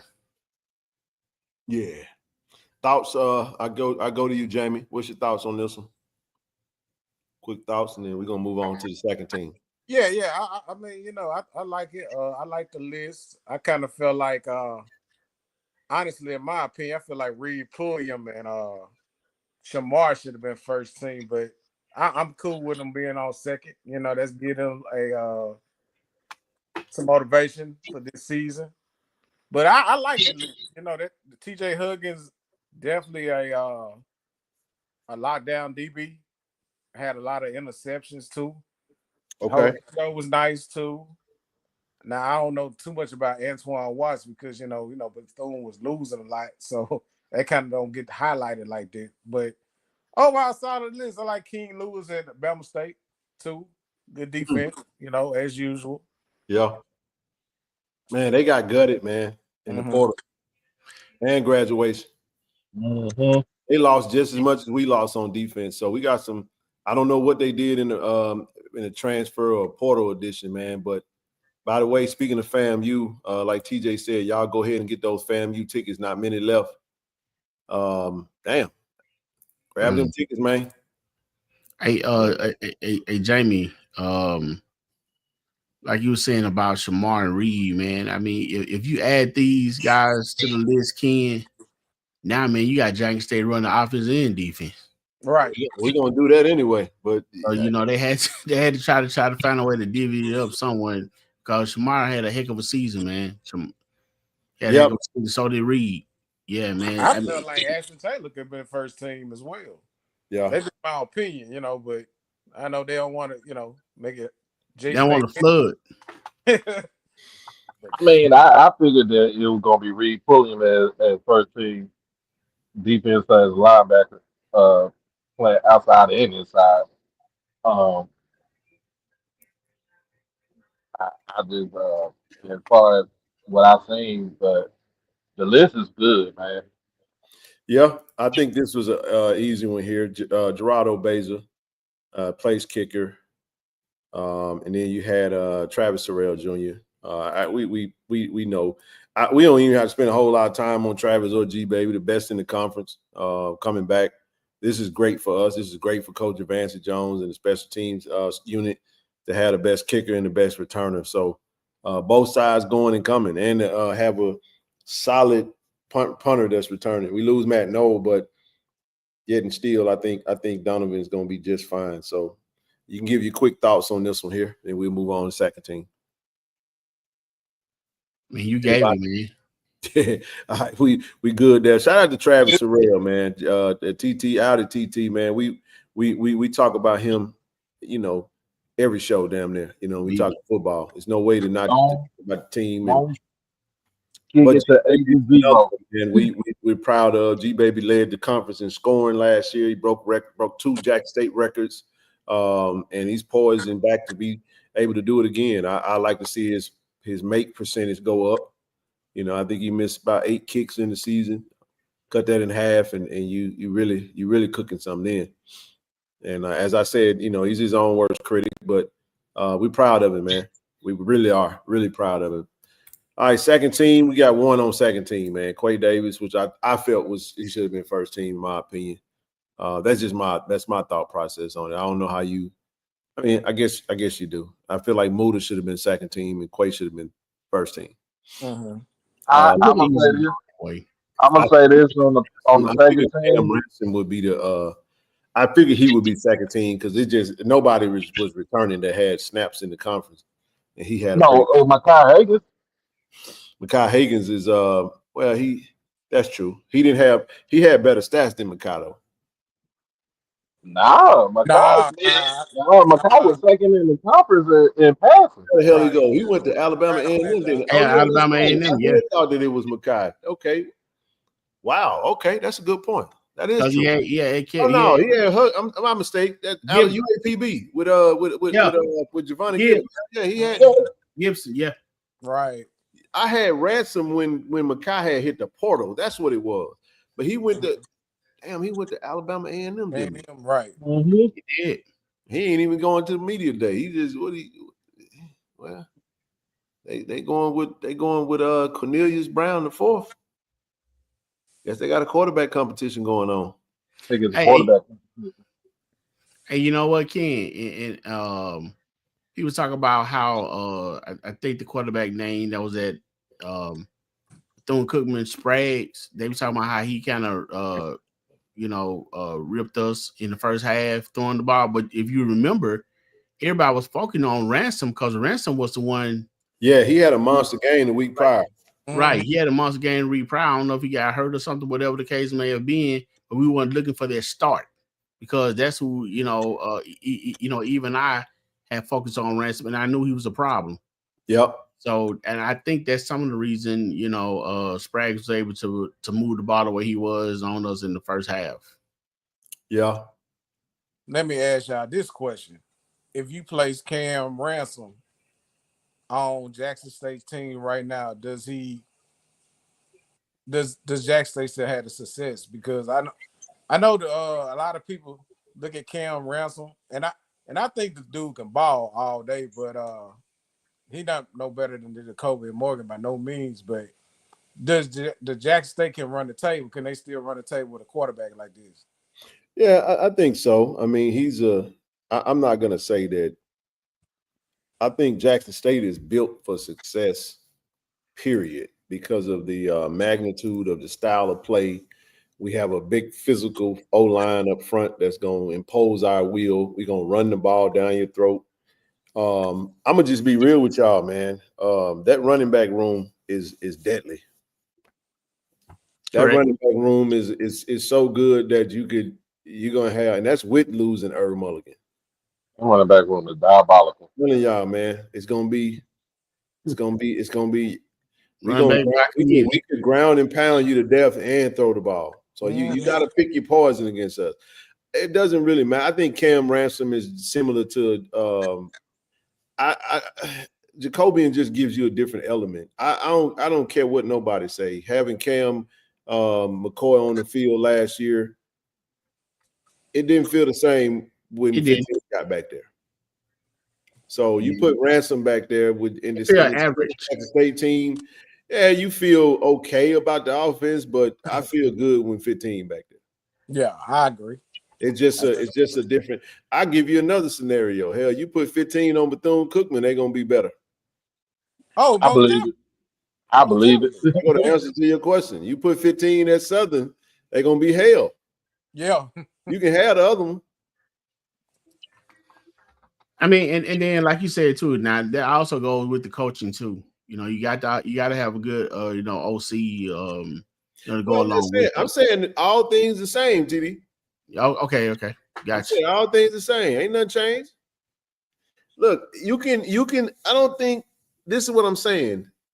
Taking Jacoby and Morgan off the field with this team, it does affect the dynamic of the team slightly. But you can put any quarterback that's in the SWAC in the backfield with Jackson State, and Jackson State can still have success because we set up for success with our style of play, physical O-line, deep running back room, and the rest take care of itself. The point that I'm making is, and I stand by this. I see you, Edwin. I'm not sugarcoating it. Jacoby and Morgan is the best quarterback in the conference, and I felt that way last year. Right. That was no disrespect. Look, I signed Cam McCoy to a deal because of we believe in his talent and love Zai McDonough. I talked to Zai yesterday and told Zai, man, I gotta give me some Clark Atlanta merch. I'm rooting for him to go over there and kill it. These are our guys, but they ain't no slight. At the end of the day, it's competition. It ain't but a quarterback came but one play. If you got two quarterbacks, you got none. Problem. So I'd much rather have a clear-cut starter than musical chairs any day when it comes to the quarterback room. Sorry, I don't want no musical chairs at quarterback. I do want stable backups. I do want stable backup, but at the same time, to your question, I think Cam Ransom is solid. He does, he's a nice dual threat kid. You know what I mean? He got a nice arm on him, but at the same time, he ain't Jacoby and Morgan. Oh no. Yeah.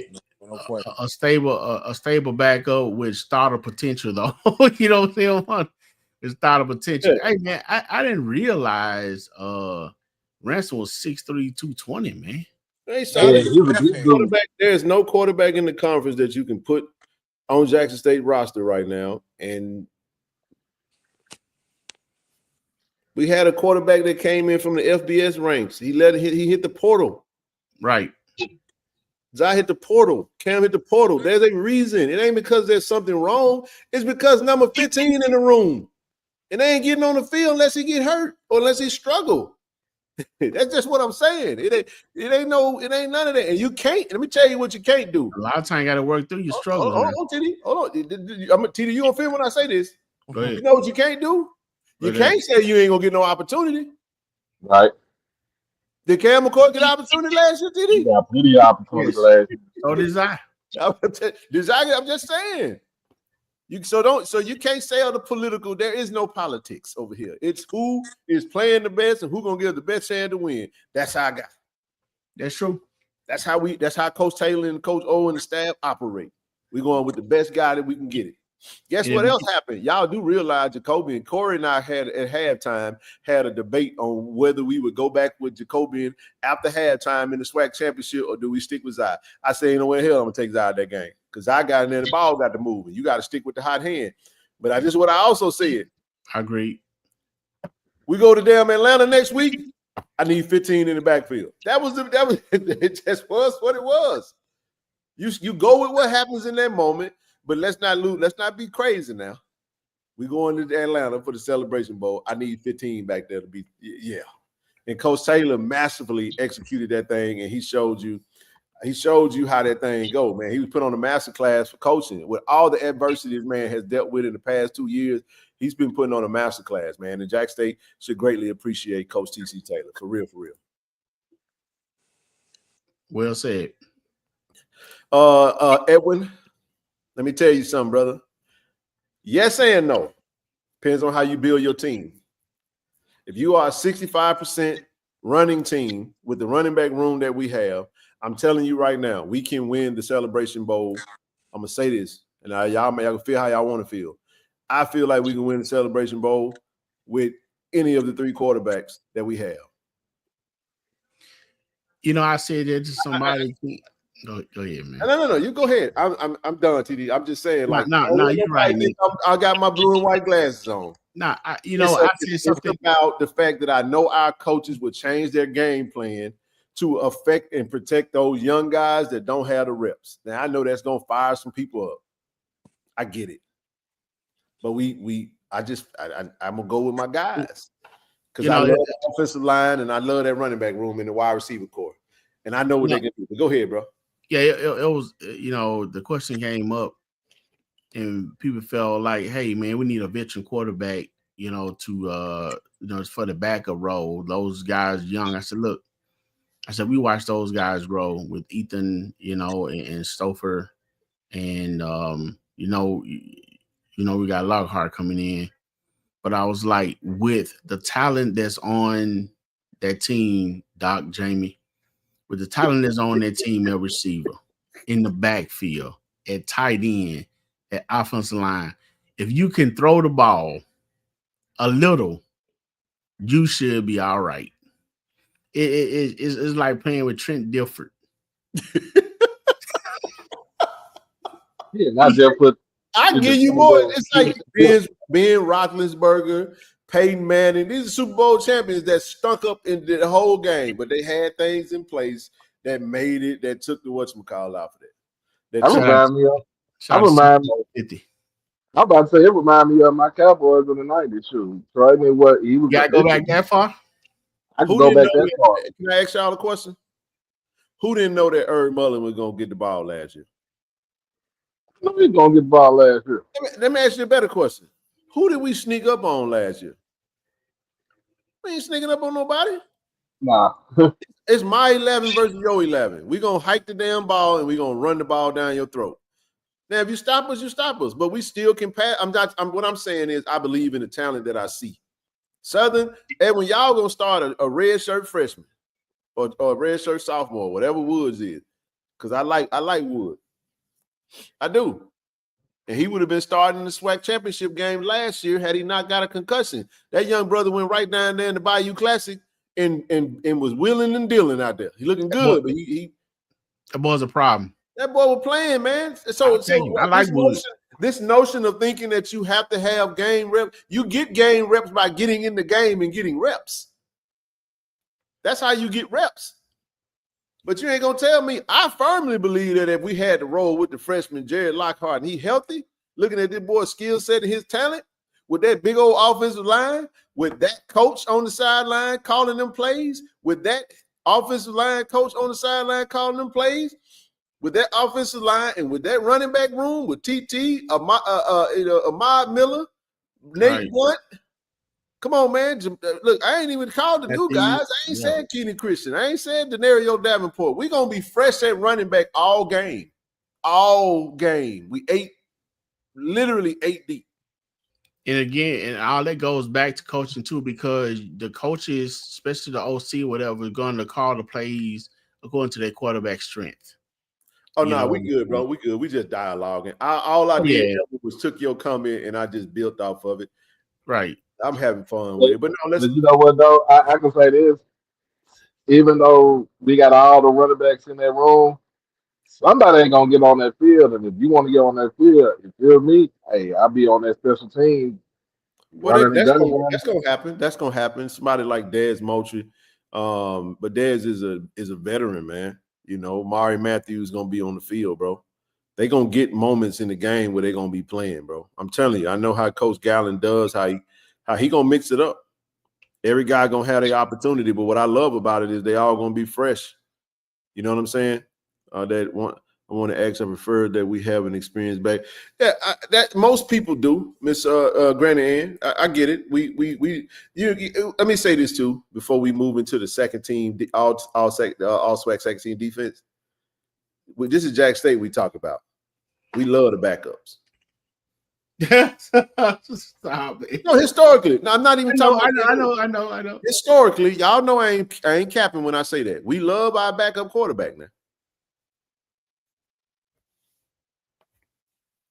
But there's nothing wrong with that. That was also the plan. I do know that I like that plan too. I'm not going to sit up here and cap like I don't want a veteran because I'm so sold on. No, I want the coaches to do whatever they feel is best to round out their roster in their room. If that means adding a veteran, of course you put a veteran in that joker because we was planning to put one in there. So absolutely you do. Just in case. It's football. You know what I'm saying? Hey, listen, to have Jason Brown goes down and you got a Jacoby Morgan and a Zai McDonald, that was a nice luxury that we've had for the past 2 seasons. So to sit up here and act like, okay, we're not going to want the same thing is disingenuous. So we, with the guys that we do have, I wouldn't mind having a veteran in there as well. But we'll see what the coaches do. And it will show that Alabama A&M in 2022, you do need a quality backup to go with your ace. Yeah. So right here, fellas, we got 3 on the second team defense. We got Shamar Hawkins, Reed Pulliam, Ashton Taylor. Go ahead and give us your thoughts, man. I like it, man. Yeah, I like it, but I said I really did say I can put Reed Pulliam on that first team.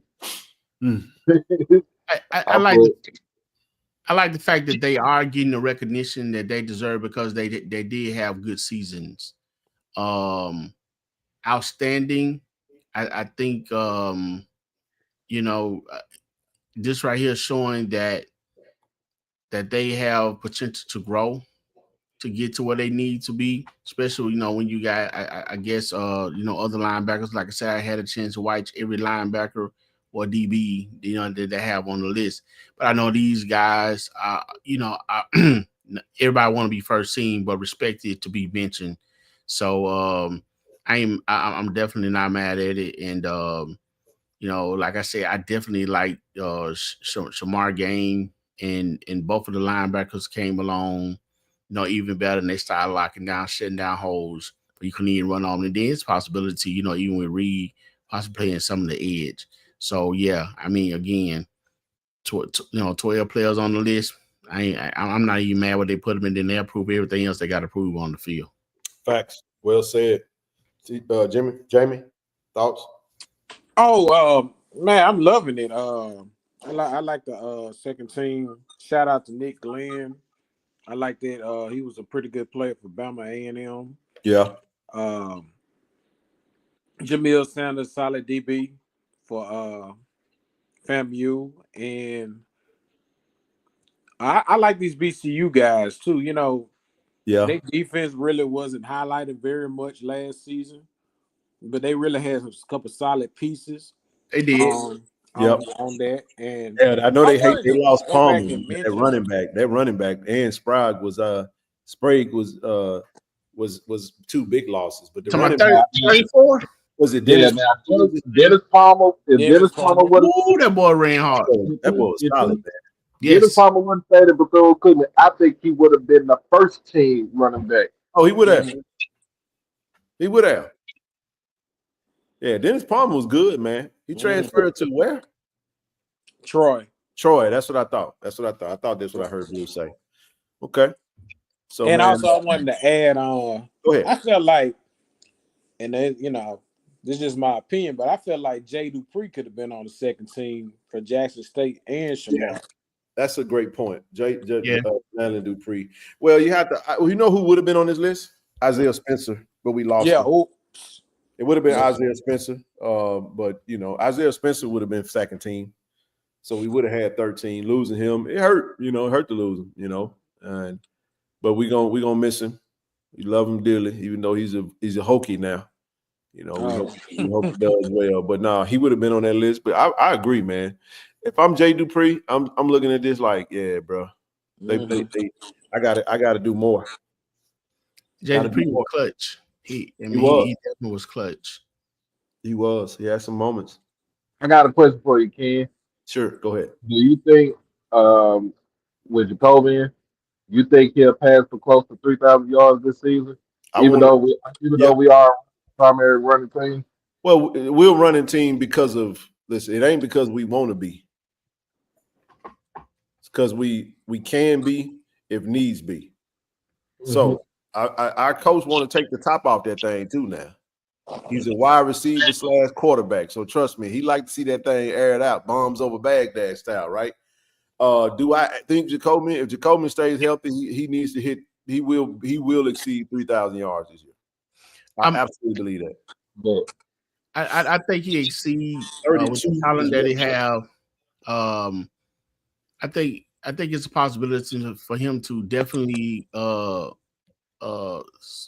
exceed 3,000 yards, possibly even working into a 4, because you have to take into consideration, Doc. You have players that can get some yak.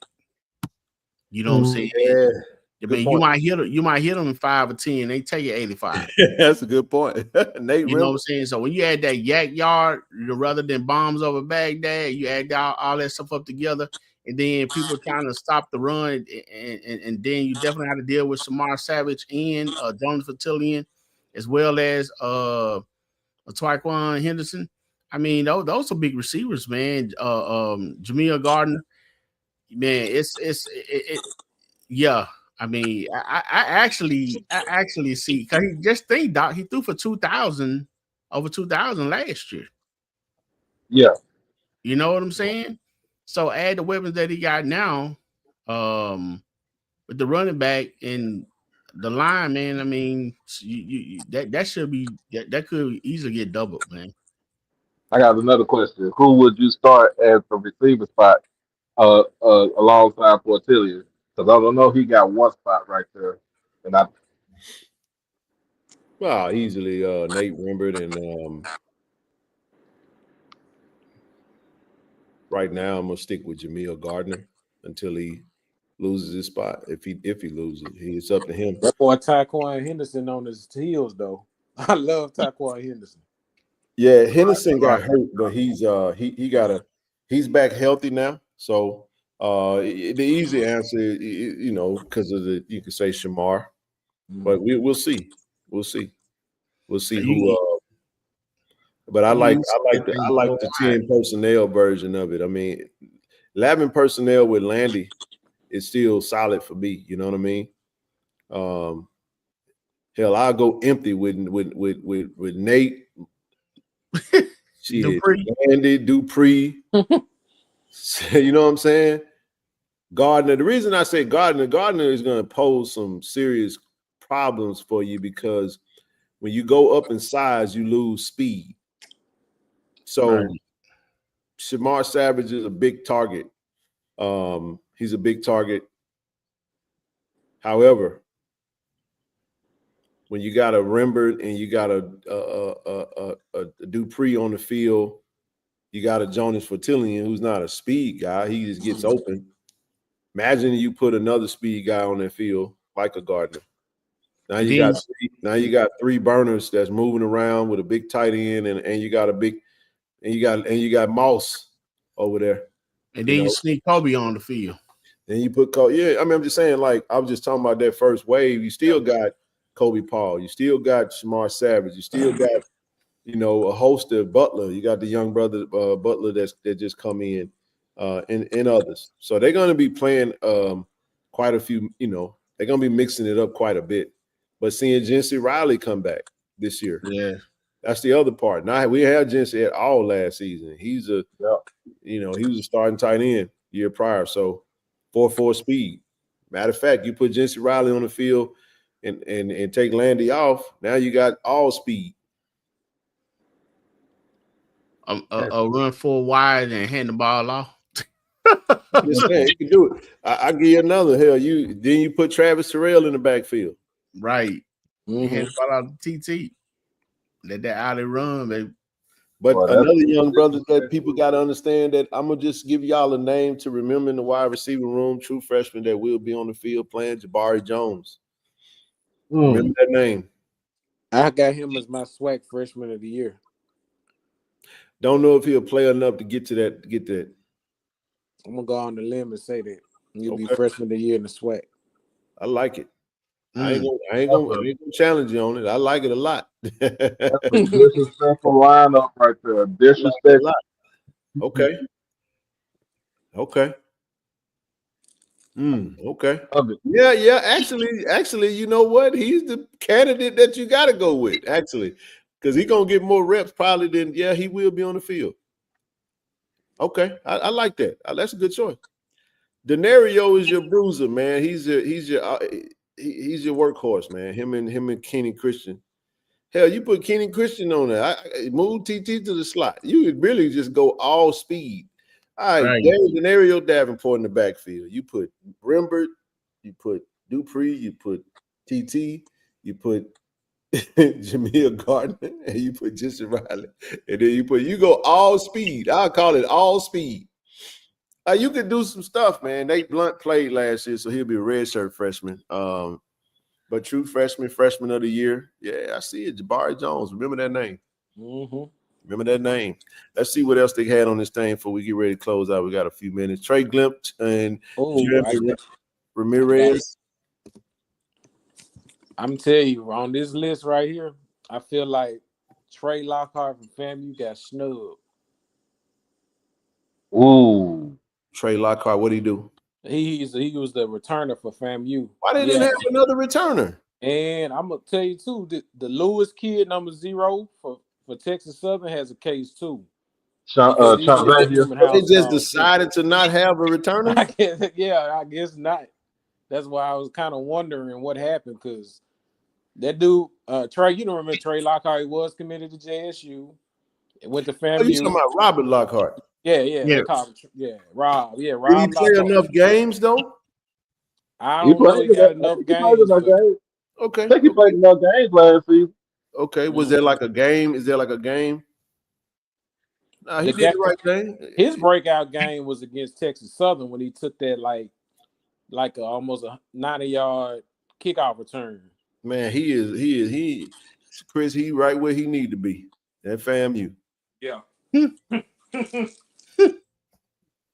Right there where he need. We want everybody. Kai Gatson over there too. We wish him the best.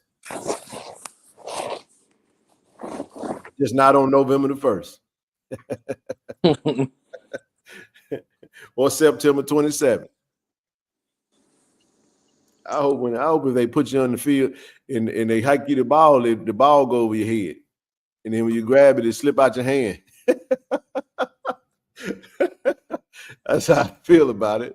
But no, man, we got 12. We proud of these guys, man. One of the things I did talk about earlier, fellas, is we get ready to close this one out.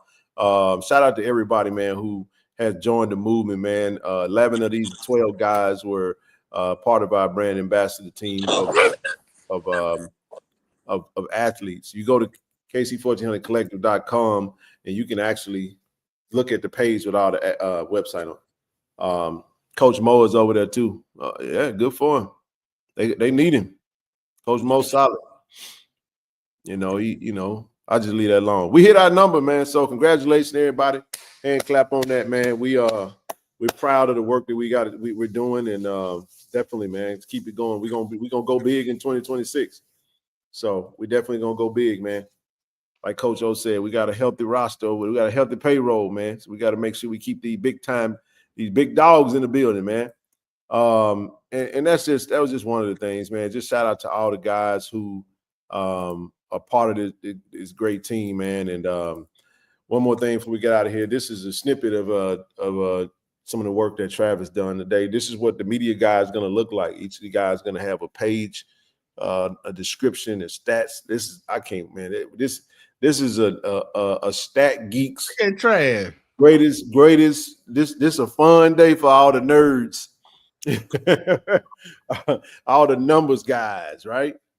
But yeah, man, good stuff. I can't wait to get my hands on this guide. I know it's gonna be loaded. It's 200 plus pages of just meaty stuff. So, but this is good stuff, man. I'm looking forward to seeing Travis drop this. Hopefully, this should be done by media day, possibly tomorrow. And he'll send out the PDF to all the media reps and all that good stuff, and then we'll go in here and dissect this bad baby, and we'll have it available. But yeah, man, final thoughts, man, before we get ready to get up out of this joint, man. Glad y'all popped up, man. Appreciate you, man. No slack in the SWAC. Yes, Doc Holliday, for sure. Man, I'm just ready for football season to start, bro. Yeah, I'm ready. I'm ready for fall camp. I ain't ready for the season yet. I got to see what we working with, for real, for real. We got some question marks off the edge. We're gonna see who steps up. Is it gonna be Quincy Ivory? Is it gonna be Kanye Barner? Is it gonna be John Brown Jr.? Is it gonna be Corian Bowie? Yeah. Hey, you know what, Ken? You said that, and it made me think about the selection. Then look at his stats, but Kanye Barner was a problem over there at Alabama State. Well, but he played behind the guys that were playing. He played in the reserve role. He did his thing, but he still was, played behind LaPierre. I know LaPierre transferred to Tennessee Tech. They also had Traquan Thomas, who won Defense Player of the Year in the end of the season. Or was it Cole? Did he win it? I think it was Traquan. Traquan won it last year, I think. Yeah, that's what I thought. He finished. Yeah, he led the league in sacks, I want to say. He was doing his thing. They gotta go get it though, man. You gotta want it. Mm-hmm. It's up to you. Go get the quarterback, man. Don't be denied. What Quincy tell you? He just hit a kill the quarterback. He went and posted it too. He clipped it out, and he clipped that part of the show out, posted on his story. I'm here to kill the quarterback. I see you, fella. He's like, man, I'm just trying to get to the quarterback. That's my job, man. Hey, but I would say this, man. It was a great. I think the coaches and the SSIDs. I think they got it right. In picking the players this year, fairly and respect. The defending champs got the most, being that they are returning most of their players too. I'm just happy for the SWAC period and being competitive. I know in all things we're gonna dominate, but it does help sometimes to somebody kind of jerk you a little bit to say, okay, well, we're gonna make you raise your game a little. But I'm excited about the season. I'm definitely looking forward to SWAC Media Day, seeing some of the guys there. But I think one time at SWAC Media, Ken, Doc, the thing that kind of surprised me, man, on how big the running back at Alcorn was at the time, Javion Howard. I didn't realize that young man was that big, boy. That was a big boy. But yeah. Man, definitely looking forward to the season. Great breakdown. And again, shout out to the coaches and the SSIDs for getting it right this time, bro. Much respect. Yeah. Yep. Doc, you got anything? Any parting words before we get out of this joint? Man, I just appreciate, bro, just coming on as always. Oh, I yeah. get a chance to be working a lot, working nights now. So I got promoted in April. So that's why Congratulations. I've been. Yeah, and of course, y'all know, everybody know I got married. Whoa. Yeah, you see how you slid that in? Just easy. Just went on. He was like, meow. Right. Whoa. Wait a minute, Doc. Back that thing up, bro. Say that Huh? again. What just Yeah, happened? I got married again. Second marriage. Okay. Second marriage. Yeah. Wait, My I my, further my wife is I actually thought you was already, but congratulations to you, bro. my wife is a Grammy alum. She played in the band, Bad Gramblers. So yeah, So let me so that's why your behind be going over there that State Fair Classic, huh? You was over there hunting, huh? That All was right. yeah, but you know what? I've been on my wife for like over 15 years, and okay. we in and she's actually my sister in service. She's with my fraternity, and then of course she's a Eastern Star, so we kind of have the same interest a little bit. Yeah. But nah, man, I'm just look. She excited for me to go. She excited for me to go to media day and just try to get everything going for this season. So And well, congratulations to you, Doc. Congratulations, bro. Double dose of congratulations. Yeah, double. Congratulations on the promotion, and congratulations on the promotion. Hey, not to mention,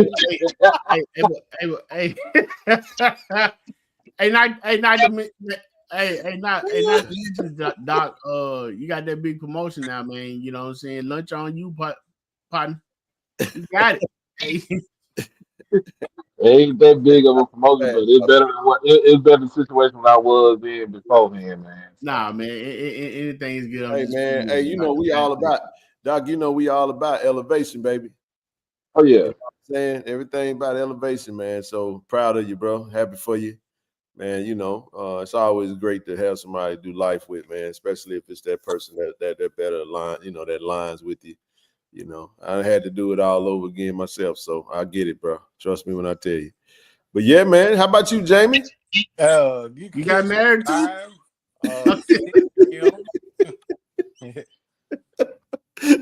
We're so surprised. No, that time go to bed. What'd you say? But you catch me live 6 p.m. We'll watch C. Wells, Jerome. We do SWAC Smoke live on 6 p.m. on Thursdays. We're gonna be talking SWAC Media Day. Man, we got to get y'all over there one of these Thursdays, man. Come chop it up with us. Well, I will. I would love to. The only issue with me is I go to Bible class, man. Tuesday, Thursday nights, Sundays. I'm 3 days a week, man. I'm not available. That's the only thing. That's why I do Monday, Wednesday, Friday, bro. Because of that, you know. Okay, so, respect. Yeah. No, it's all good. It's all good.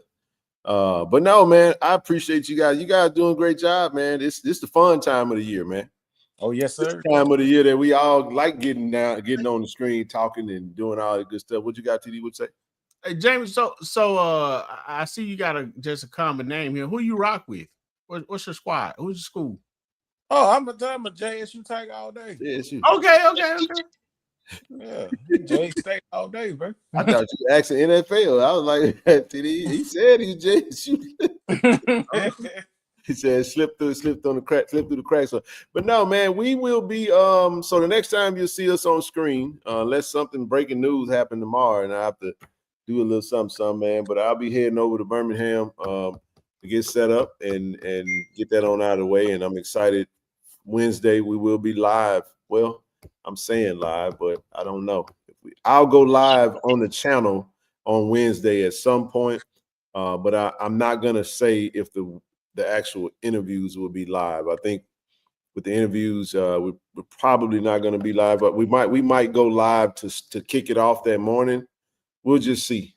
But stay tuned. If we do, make sure you guys that are watching the channel, like I said, if you're on Facebook, you're on Twitch, you're on Twitter, head over to YouTube, KC-1400 Media. It's important that you turn your notification bell on, because that way, if we decide to go live, we'll schedule it. You'll get a notification. And take your phone off Do Not Disturb on Wednesday. So the notification. I like that live with honest mistakes. So we may have a live element. I don't know if all the interviews will be, because I can't necessarily say how that flow would go. Yeah. But if we can pull it off, we'll definitely do it. We'll see. But we'll see how it goes, though. We just got it. That's why I'm getting over there early, to get set up and get the stressful part out of the way. We haven't set up remotely in quite a while. So looking to do that. So I'm excited about Media Day, man. We've gotten the lion's share, the bulk of it out. I want to see what the fellas are going to be wearing. I know they got tailored custom suits. They got tailored suits. You know what I'm saying? Tailored gang, not Taylor gang, tailored gang, right?